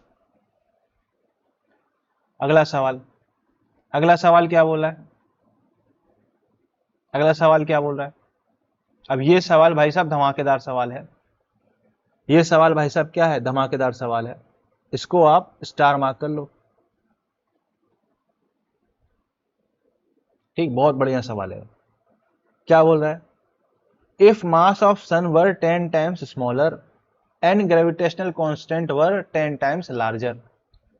मतलब सन का मास 10 गुना कम हो जाए और ग्रेविटेशनल कांस्टेंट जी 10 गुना बढ़ जाए, तो walking on ground will become more difficult. Ground का मतलब है अर्थ, अर्थ की बात हो रही है, ठीक है। अब आप देखो, अब आप देखो बात, ये ग्राउंड है भाई साहब, ठीक। ये क्या है? ग्राउंड है। इस ग्राउंड पे एक ये बालक है खड़ा हुआ है भाई, एक बालक ऐसे खड़ा हुआ है, बालक खड़ा हुआ है। अब जब ये बालक खड़ा हुआ है, अब जब ये बालक खड़ा हुआ है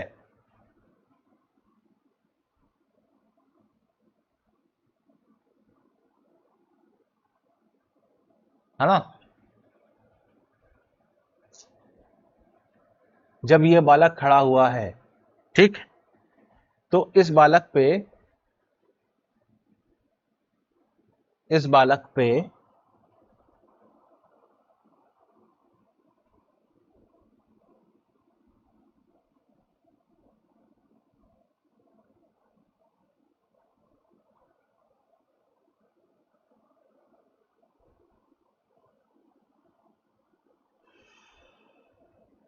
हाँ, इस बालक पे एक वेट लगेगा नीचे की तरफ। वो कितना लगेगा? mg। मान लेते हैं बालक का मास m है, और mg लगने की वजह से इस पे एक नॉर्मल लगेगा ग्राउंड की वजह से। वो कितना होगा? mg के बराबर ही होगा। और ये ग्राउंड का जो नॉर्मल है, इसकी वजह से एक फ्रिक्शन फोर्स इस बालक को मिलेगा, और वो कितना होगा? म्यू mg के बराबर। तो इस बालक पे एक फ्रिक्शन फोर्स काम करेगा, वो क्या होगा? म्यू इंटू एम, और जी को आप लिखो G capital M upon R square. अब अगर हम बोल रहे हैं कि जी की वैल्यू क्या हो रही है? बढ़ रही है। अब हम बोल रहे हैं अगर कि जी की वैल्यू बढ़ रही है, तो सीधी सी बात है, फ्रिक्शन की वैल्यू भी बढ़ जाएगी, फ्रिक्शन की वैल्यू भी बढ़ जाएगी। और फ्रिक्शन की वजह से ही क्या होगा? फ्रिक्शन की वजह से ही क्या होगा? ये आदमी मूव करेगा। पर प्रॉब्लम ये है कि इसका वेट भी तो बढ़ जाएगा, इसका वेट भी तो बढ़ जाएगा, ये जो वेट है ये भी तो बढ़ जाएगा। और चूंकि इस बंदे का वेट बढ़ जाएगा, तो इसको ज्यादा एफर्ट लगाना पड़ेगा मूव करने के लिए। मोर एफर्ट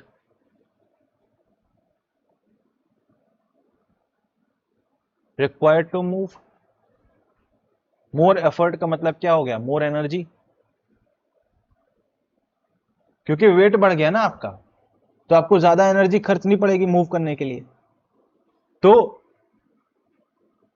ग्राउंड पे मूव करना कठिन हो जाएगा। ए ऑप्शन सही है, ग्राउंड पे मूव करना कठिन। नो डाउट फ्रिक्शन बढ़ेगा, पर ग्राउंड पे मूव करने के लिए जो एफर्ट लगेगा, जो एनर्जी लगेगी, जो एनर्जी की रिक्वायरमेंट होगी, वो भी बढ़ जाएगी।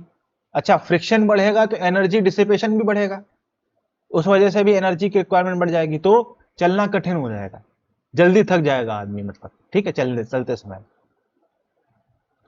फिर बोल रहा है acceleration due to gravity will not change. गलत। एक्सलेशन ड्यू टू ग्रेविटी क्या होता है? Sir, acceleration due to gravity होता है G capital M upon R square.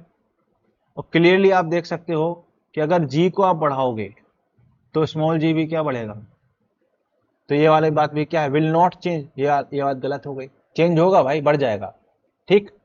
Rain drops will fall much faster. हाँ, मान लीजिए कहाँ, यहाँ कहीं रेन ड्रॉप है, ये इस पे फोर्स बढ़ जाएगा। अगर अगर यहाँ इस रेन ड्रॉप पे फोर्स बढ़ जाएगा, तो ये जल्दी अर्थ के ऊपर आएगा। तो ये बात सही है, अगर एम जी की वैल्यू बढ़ जाएगी, जी की वैल्यू बढ़ जाएगी, तो फोर्स रेन ड्रॉप पे बढ़ जाएगा, तो ये जल्दी आएगा नीचे।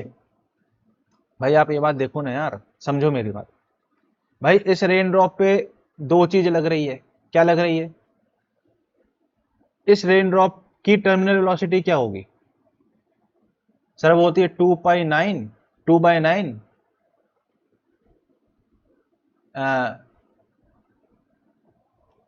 टर्मिनल वेलोसिटी क्या होती है रेन ड्रॉप की?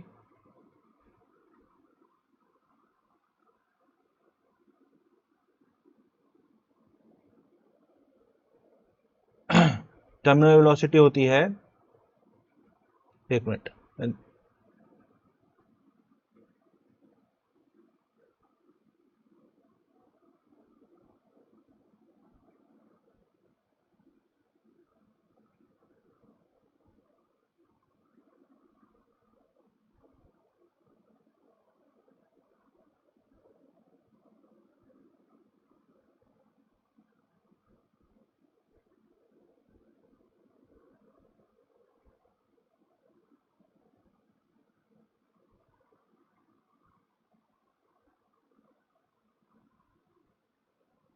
एक मिनट, हाँ।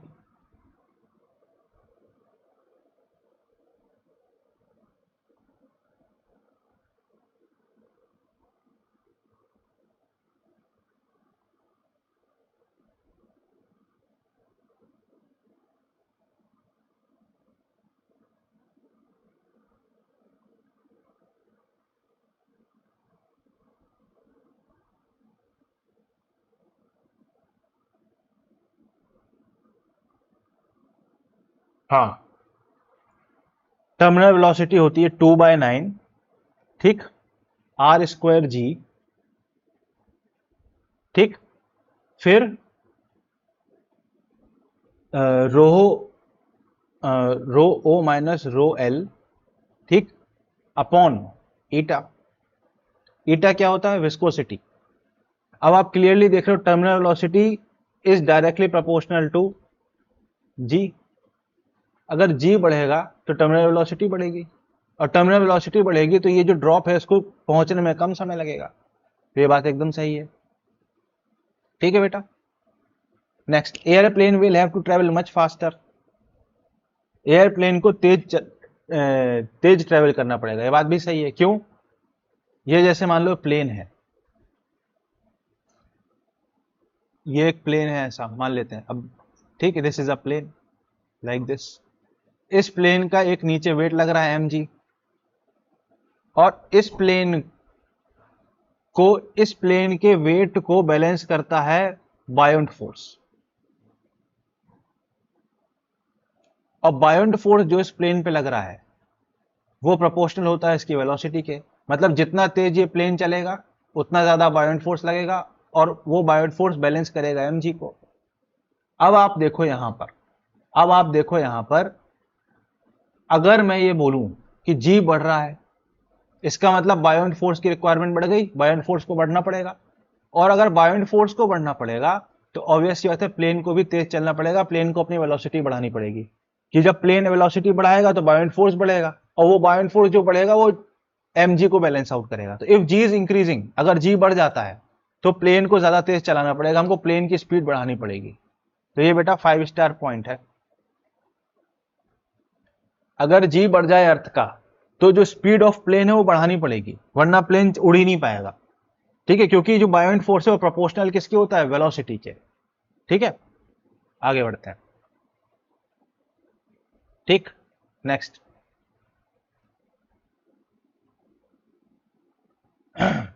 here are a few there have been suggestions that the value of gravitational constant g becomes smaller when considered over a long period of time in future if that happens for earth। मतलब बोला जा रहा है कि ऐसा scientist लोग बोल रहे हैं, ऐसा साइंटिस्ट लोगों को लग रहा है, या कुछ ऐसी थ्योरी आई है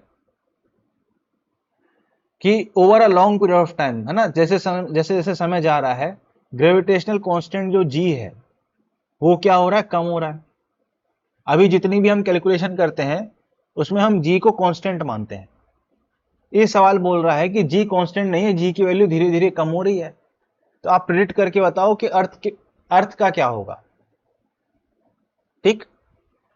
तो आप ये बात समझो। अब यहां पे क्या है? सन है, दिस इज व्हाट सन। और ये क्या है सर? ये अर्थ है। ये क्या है? अर्थ है। सन क्या कर रहा है सर? सन अर्थ पे एक सेंट्रीपिटल फोर्स लगा रहा है ऐसे, ठीक। सर अर्थ पे सेंट्रीपिटल फोर्स लगा रहा है, वो कितना है? G capital M small M upon R square. और इस सेंट्रीपिटल फोर्स की वजह से ये अर्थ जो है इलिप्टिकल ऑर्बिट में मूव कर रहा है। अभी की सिचुएशन ये है। अब बोला जा रहा है कि ये जो सेंट्रीपिटल फोर्स है G capital M small M upon R square, अगर इसकी वैल्यू कंटिन्यूअसली रिड्यूस हो, कंटिन्यूअसली ग्रेजुअली अगर इसकी वैल्यू रिड्यूस हो, तो ये जो फोर्स है इसकी वैल्यू भी रिड्यूस होगी, इस फोर्स की वैल्यू भी रिड्यूस होगी। अब जब इस फोर्स की वैल्यू भी कम होगी तो अब आप देखो, अगर मान लो धीरे धीरे रिड्यूस होना चालू हो जाए तो क्या होगा? ये फोर्स अंदर की तरफ लग रहा है, तो इस अर्थ की जो वेलोसिटी वो तो चेंज नहीं होगी, दिस वेलोसिटी वोंट चेंज, क्योंकि ये तो अर्थ के पास ऑलरेडी है। तो आप देखो G capital M small M upon R square, ये किसको बैलेंस कर रहा है? M V square upon R को। एम से एम कैंसिल करो, एक आर से एक आर कैंसिल करो, तो हमको क्या मिल रहा है? G capital M upon R is equal to V square. अब मान लो जी की वैल्यू कम होनी शुरू हो जाए तो ये v तो कांस्टेंट है, ये थोड़ी चेंज हो जाएगा। क्यों? क्योंकि v को चेंज करने के लिए कोई फोर्स चाहिए, और यहां पे आप देखो जो ग्रेविटेशनल फोर्स है v पे कोई वर्क डन नहीं करेगा क्योंकि टॉर्क उसका जीरो होगा। m कांस्टेंट है, तो अगर जी की वैल्यू कम होनी शुरू हो जाए, अगर जी की वैल्यू कम होनी शुरू हो जाए, अगर जी की वैल्यू कम होनी शुरू हो जाए, ठीक, ग्रेजुअली, तो आर की वैल्यू को क्या होगा, आर की वैल्यू को भी कम होना पड़ेगा। कम होना पड़ेगा क्या, सोचो जरा।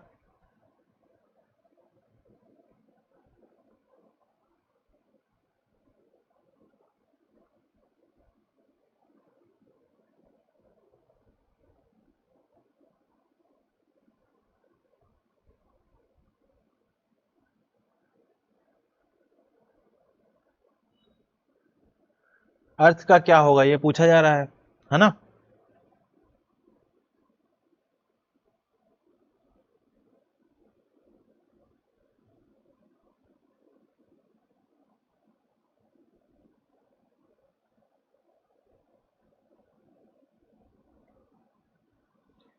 जी के कम होने का मतलब यह है कि ग्रेविटेशनल जो फोर्स है वो कम हो रहा है, राइट। ग्रेविटेशनल फोर्स कम हो रहा है, ग्रेविटेशनल फोर्स इनके बीच में कम हो रहा है, तो over long period of time अगर आप देखो, अगर आप over long period of time देखो, तो ये अर्थ धीरे, क्योंकि वी तो चेंज नहीं होगा ना, क्योंकि इस पर कोई वर्क डन नहीं होगा, तो ये अर्थ धीरे धीरे ना सन के इन्फ्लुएंस से बाहर जाने लगेगी।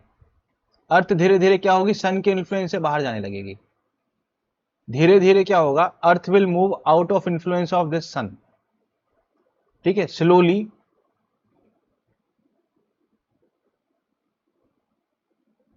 अर्थ विल मूव आउट ऑफ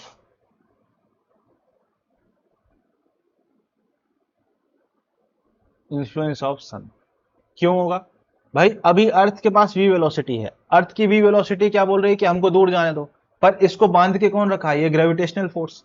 अब अगर ये जी कम होगा तो क्या होगा, ग्रेविटेशनल फोर्स जो इस अर्थ को बांध के रखा था वो कम हो रहा है, तो ये अर्थ क्या होगा, इन्फ्लुएंस ऑफ सन से बाहर जाएगी, सन के इन्फ्लुएंस से बाहर जाएगी धीरे धीरे। तो नथिंग विल चेंज, गलत है। हॉटर, भाई अर्थ के गर्म या ठंडे होने का कोई लेना देना नहीं है।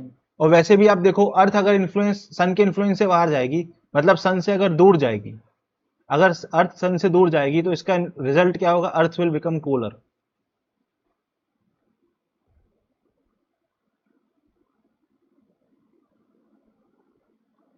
अगर अर्थ सन के इन्फ्लुएंस से बाहर जा रही है तो अर्थ क्या होगी, कोल्ड होने लगेगी, क्योंकि सन से वो दूर जाएगी, तो ये वाली बात गलत हो गई, राइट।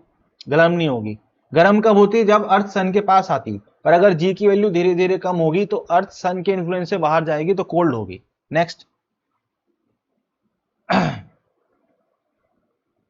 ठीक है।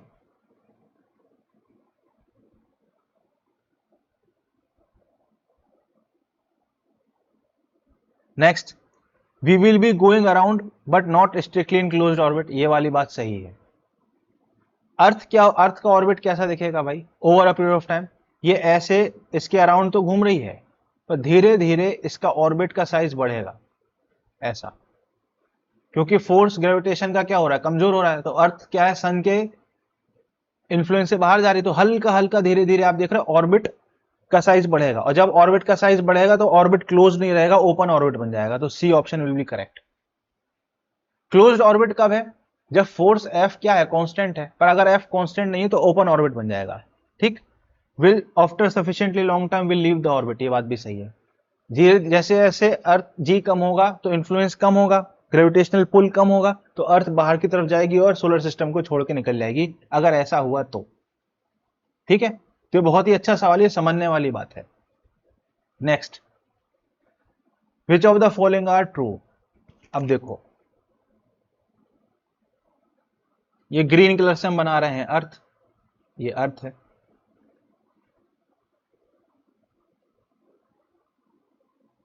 ठीक। ये क्या है भाई, ये है नॉर्थ पोल, और ये क्या है भाई, ये है साउथ पोल। अब नॉर्थ से साउथ पोल की तरफ जो सैटेलाइट मूव करती है ऐसे, लाइक दिस,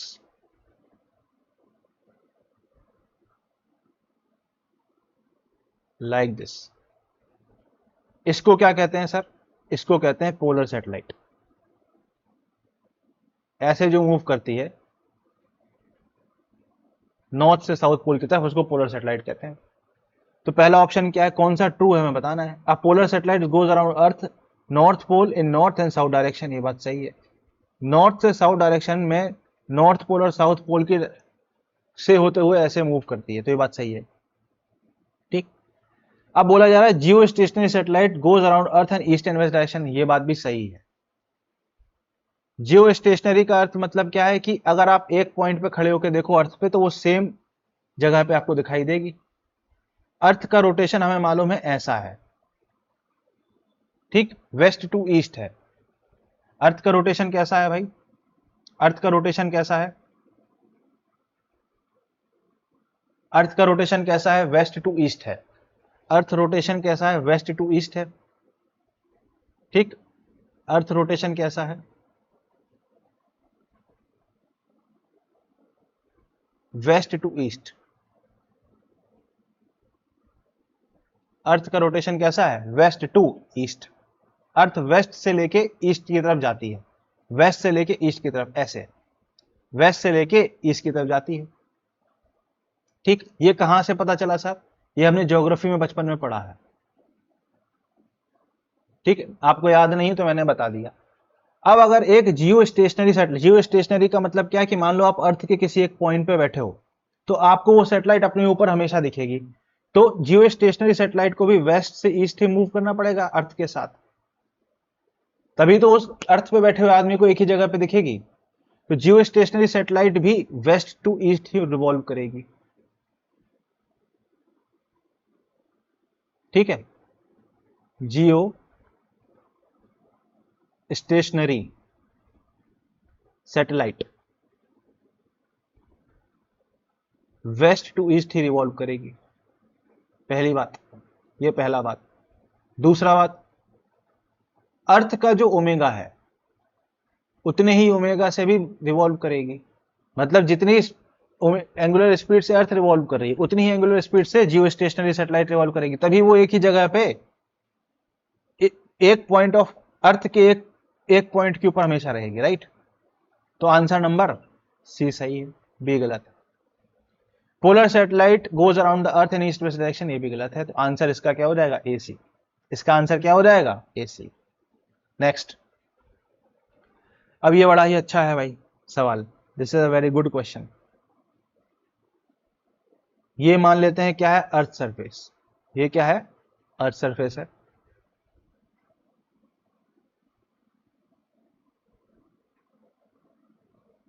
ठीक, अब बात किसकी हो रही है, सेंटर ऑफ मास और सेंटर ऑफ ग्रेविटी की हो रही है।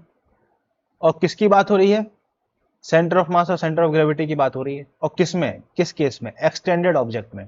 किस केस में, एक्सटेंडेड ऑब्जेक्ट की बात हो रही है। अब यहां पर एक हम एक्सटेंडेड ऑब्जेक्ट बना, एक्सटेंडेड ऑब्जेक्ट का मतलब होता है बहुत बड़ा ऑब्जेक्ट।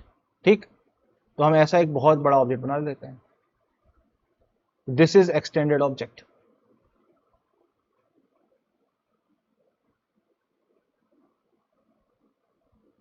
ठीक, अब हम इस एक्सटेंडेड ऑब्जेक्ट को क्या करेंगे, हमको इसका सेंटर ऑफ मास निकालना है भाई साहब। तो हम इस एक्सटेंडेड ऑब्जेक्ट का क्या करेंगे, इसको हम डिवाइड कर देंगे छोटे छोटे पार्ट्स में। इसको हम डिवाइड किस में कर देंगे, छोटे छोटे पार्ट्स में, ऐसे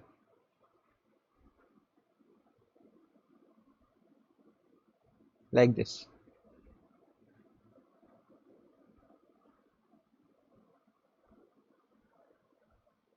ऐसे हमने इसको छोटे छोटे पार्ट में डिवाइड कर दिया।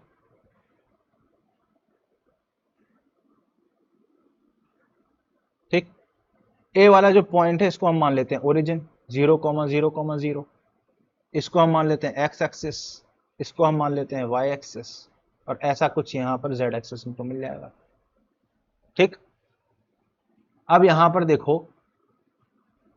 चूंकि ये बहुत बड़ा ऑब्जेक्ट है तो इसको पार्टिकल नंबर 1 मान लेते हैं, इसको पार्टिकल नंबर 2 मान लेते हैं, इसको पार्टिकल नंबर 3 मान लेते हैं, ऐसे ही इसको पार्टिकल नंबर कुछ n मान लेंगे, क्योंकि ये बहुत सारे छोटे छोटे पार्टिकल में डिवाइड होगा। ठीक, अब पार्टिकल नंबर 1 का डिस्प्लेसमेंट वेक्टर r1 होगा, पार्टिकल नंबर 2 का डिस्प्लेसमेंट वेक्टर r2 हो जाएगा, पार्टिकल नंबर 3 का r3 हो जाएगा, और पार्टिकल नंबर n का rn हो जाएगा।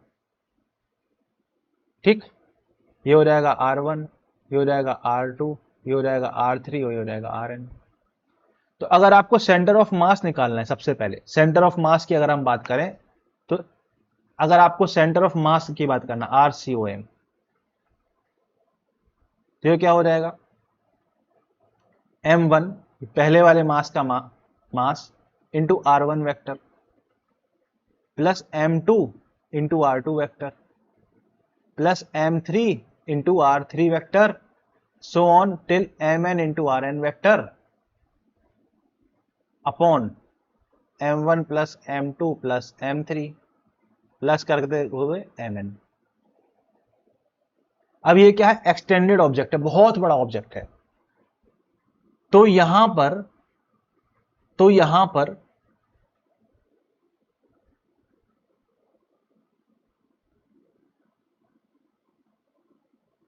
ये कैसा ऑब्जेक्ट है, बहुत ही बड़ा ऑब्जेक्ट है, एक्सटेंडेड ऑब्जेक्ट है। तो इस पॉइंट पर जो g की वैल्यू होगी वो 2 पे g की वैल्यू से अलग होगी। g1 not equal to g2 not equal to g3 not equal to g4 till gn। क्यों? क्योंकि एक्सटेंडेड ऑब्जेक्ट है। अर्थ के सरफेस के क्लोज g की वैल्यू क्या हम मान लेते हैं, कांस्टेंट मान लेते हैं, पर चूंकि ये बहुत ही बड़ा ऑब्जेक्ट है, एक्सटेंडेड का मतलब होता है विशाल का है। तो अगर आप पॉइंट 1 पे आप बात करोगे तो एक्सेलरेशन ड्यू टू ग्रेविटी की वैल्यू अलग होगी, पॉइंट 2 पे अलग होगी, पॉइंट 3 पे अलग होगी, क्योंकि इनकी हाइट अलग अलग है, सरफेस से हाइट अलग अलग है। ठीक, H1 H2 H3 अलग अलग हाइट है, इसलिए g की वैल्यू क्या होगी, अलग अलग होगी। तो अगर आपको सेंटर ऑफ ग्रेविटी निकालना है, ठीक है, R सेंटर ऑफ ग्रेविटी निकालना है, तो आप वो कैसे निकालोगे सर? वो निकालोगे आप W1 into R1 vector plus W2 into R2 vector plus W3 into R3 vector till Wn into Rn vector upon W1 plus W2 plus W3 करते हुए Wn। आपको सेंटर ऑफ ग्रेविटी निकालना, तो इस तरीके से निकालोगे। Centre of gravity, centre of को निकालने का तरीका एकदम सेंटर ऑफ मास जैसे ही होता है। फर्क कितना होता है, सेंटर ऑफ मास में आप मास इंटू पोजीशन वेक्टर करते हो, ग्रेविटी में उसका वेट डॉट, ये डॉट प्रोडक्ट हो रहा है, वेट डॉट पोजीशन वेक्टर कर लेते हो, इस टाइप से कर लेते हो। ठीक है, weight into position vector, weight का magnitude into position vector, weight का मैग्नीट्यूड है, ये मैग्नीट्यूड ऑफ वेट है ये। ठीक, लाइक दिस, क्योंकि वेट क्या है, वेक्टर क्वांटिटी है, तो उसका मैग्नीट्यूड लेना पड़ेगा। अब यहां पे पहला जो पार्टिकल है उसका वेट क्या होगा सर, मास m1 into G1 into R1 vector, yes sir, plus m2 into G2 into R2 vector. क्यों?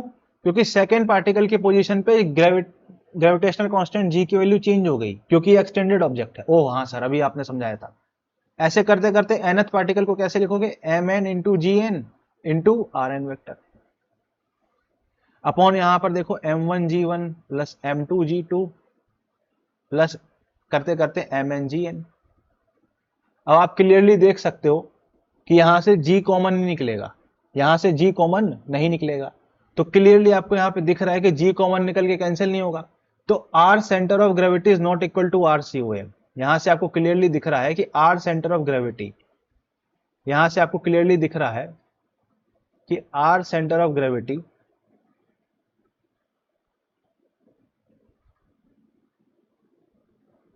Is not equal to RCOM।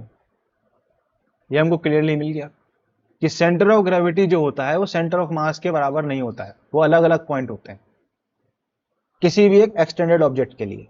ठीक, बट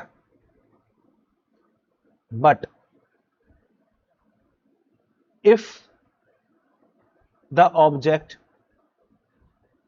इज स्मॉल, अगर ऑब्जेक्ट छोटा है, तो ऑब्जेक्ट अगर छोटा है, मान लेते हैं छोटा सा ऑब्जेक्ट है, छोटा सा एक आदमी खड़ा है, कोई खड़ा है, तो उसकी हाइट क्या होती है, बहुत छोटी होती है।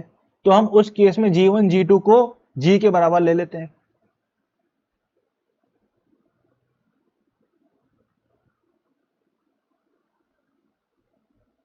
जी के बराबर ले लेते हैं।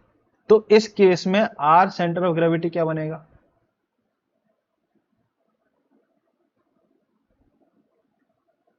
Sir R centre of gravity निकालने के लिए आप देखो यहां से G1 G2 की जगह आप G रख दोगे तो ये बन जाएगा M1 into G R1 vector plus M2 into G R2 vector plus Mn into G Rn vector upon M1G plus M2G plus MnG।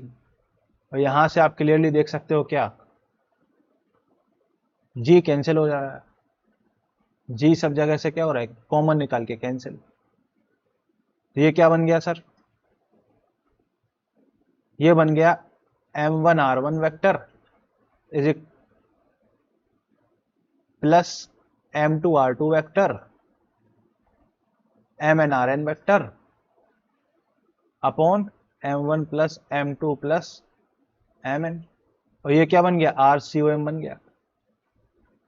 तो अगर बॉडी छोटी है या लाइंग फ्लैट, अगर एक बहुत बड़ी बॉडी को flat on surface of earth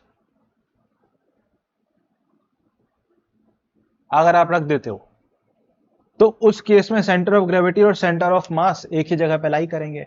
but अगर एक्सटेंडेड ऑब्जेक्ट है तो उस केस में सेंटर ऑफ ग्रेविटी और सेंटर ऑफ मास एक जगह पे लाई नहीं करेंगे, क्योंकि ये जो G1 G2 G3 हर पॉइंट के लिए अलग होगा तो वो यहां से कॉमन निकल के कैंसिल नहीं होगा। तो सेंटर ऑफ मास अलग होगा और सेंटर ऑफ ग्रेविटी अलग होगा। सेंटर ऑफ ग्रेविटी कौन सा पॉइंट होता है? सेंटर ऑफ ग्रेविटी वो पॉइंट होता है जहां पर नेट ग्रेविटेशनल फोर्स एक्ट करता है, और सेंटर ऑफ मास वो पॉइंट होता है जहां पूरे सिस्टम का मास हम अज्यूम कर सकते हैं कि कॉन्सेंट्रेटेड है। तो दोनों पॉइंट अलग अलग होंगे for extended object, but for small object दोनों पॉइंट सेम होंगे। हम फिजिक्स में जनरली स्मॉल ऑब्जेक्ट से डील करते हैं तो हम सेंटर ऑफ ग्रेविटी और सेंटर ऑफ मास को एक ही जगह मान लेते हैं। आपने वो वाले क्वेश्चंस किए होंगे ना, जैसे आपने रोटेशनल मोशन में, अगर मैं आपको याद दिलाऊं, आपने ऐसा वाला क्वेश्चन किया है कि नहीं किया है?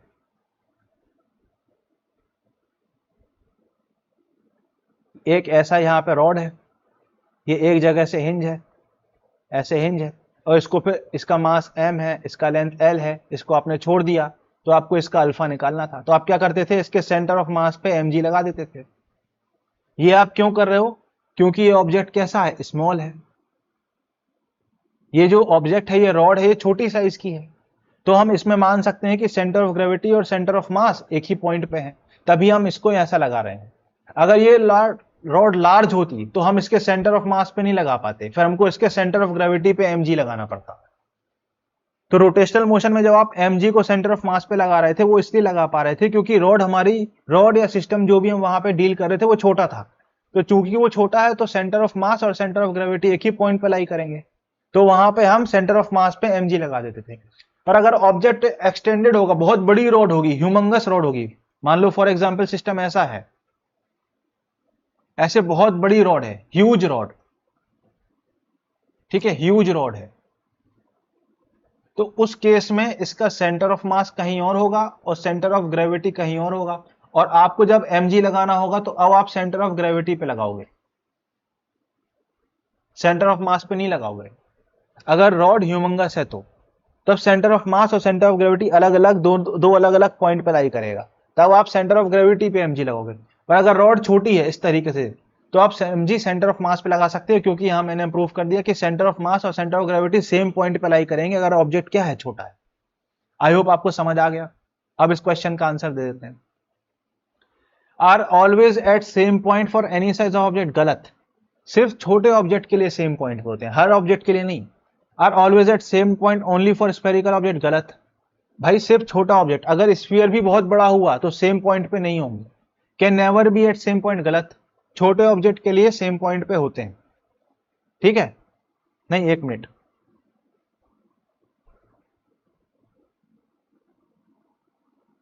हाँ ठीक, ये भी गलत। फिर नेक्स्ट, छोटे ऑब्जेक्ट के लिए सेम पॉइंट पे होते हैं। Is close to each other for object से साइज लेस देन 100 मीटर, ये बात सही है। साइज बहुत जब छोटी होती है, 100 मीटर से जब छोटी होती है तब वो क्लोज होते हैं, बहुत क्लोज होते हैं, और सेम हम मान लेते हैं कि लगभग सेम पॉइंट पे हैं, तो ये बात सही है। Both can change if object is taken deep inside the earth, ये गलत है भाई। अर्थ के अंदर ले जाओगे तब भी तो ग्रेविटी का जो वेरिएशन है वो सिमिलर फॉर्म में ही होगा। अंदर जाओगे तो ग्रेविटी क्या होगी, वेरी करेगी, ग्रेविटी चेंज होगी। जैसे जैसे अंदर जाओगे तो ग्रेविटी कम होगी। तो आप ये क्वेश्चन तो सिमिलर फॉर्म में ही लिखोगे ना। अगर आप इसको अर्थ के अंदर भी डुबा दोगे तो हर पॉइंट पे जी की वैल्यू तो अलग ही आएगी ना। तो ये भी ऑप्शन गलत है। तो आंसर इसका क्या हो गया, डी हो गया। ये भाई साहब 5 स्टार प्रॉब्लम है। अगर आपको ये प्रॉब्लम समझ आई तो आप कमेंट करके बताओ कि यस सर 5 स्टार प्रॉब्लम हमें समझ आ गई, तब मैं समझ पाऊंगा कि आपको मैंने ये जो लॉजिक बताया समझ आया कि नहीं। क्योंकि ये बहुत ही तगड़ा लॉजिक है भाई साहब, ठीक है, बहुत ही तगड़ा कंसेप्ट है। तो बेटा ये था आज का लेक्चर। इस लेक्चर की पीपीटी आपको चाहिए तो ये आपको मिलेगी जी शशि टेलीग्राम चैनल पर, ठीक है। तो इस टेलीग्राम चैनल को आप ज्वाइन कर लें। थैंक यू सो मच बच्चों अपने समय और अटेंशन के लिए। ये लेक्चर थोड़ा सा लंबा हो गया मुझे मालूम है, बट इसमें आपको मुझे बहुत सारी चीजों की क्लैरिटी भी देनी थी, इसलिए मैंने इत्मीनान से आपको समझाया। बेस्ट ऑफ लक, तैयारी आप करते रहो।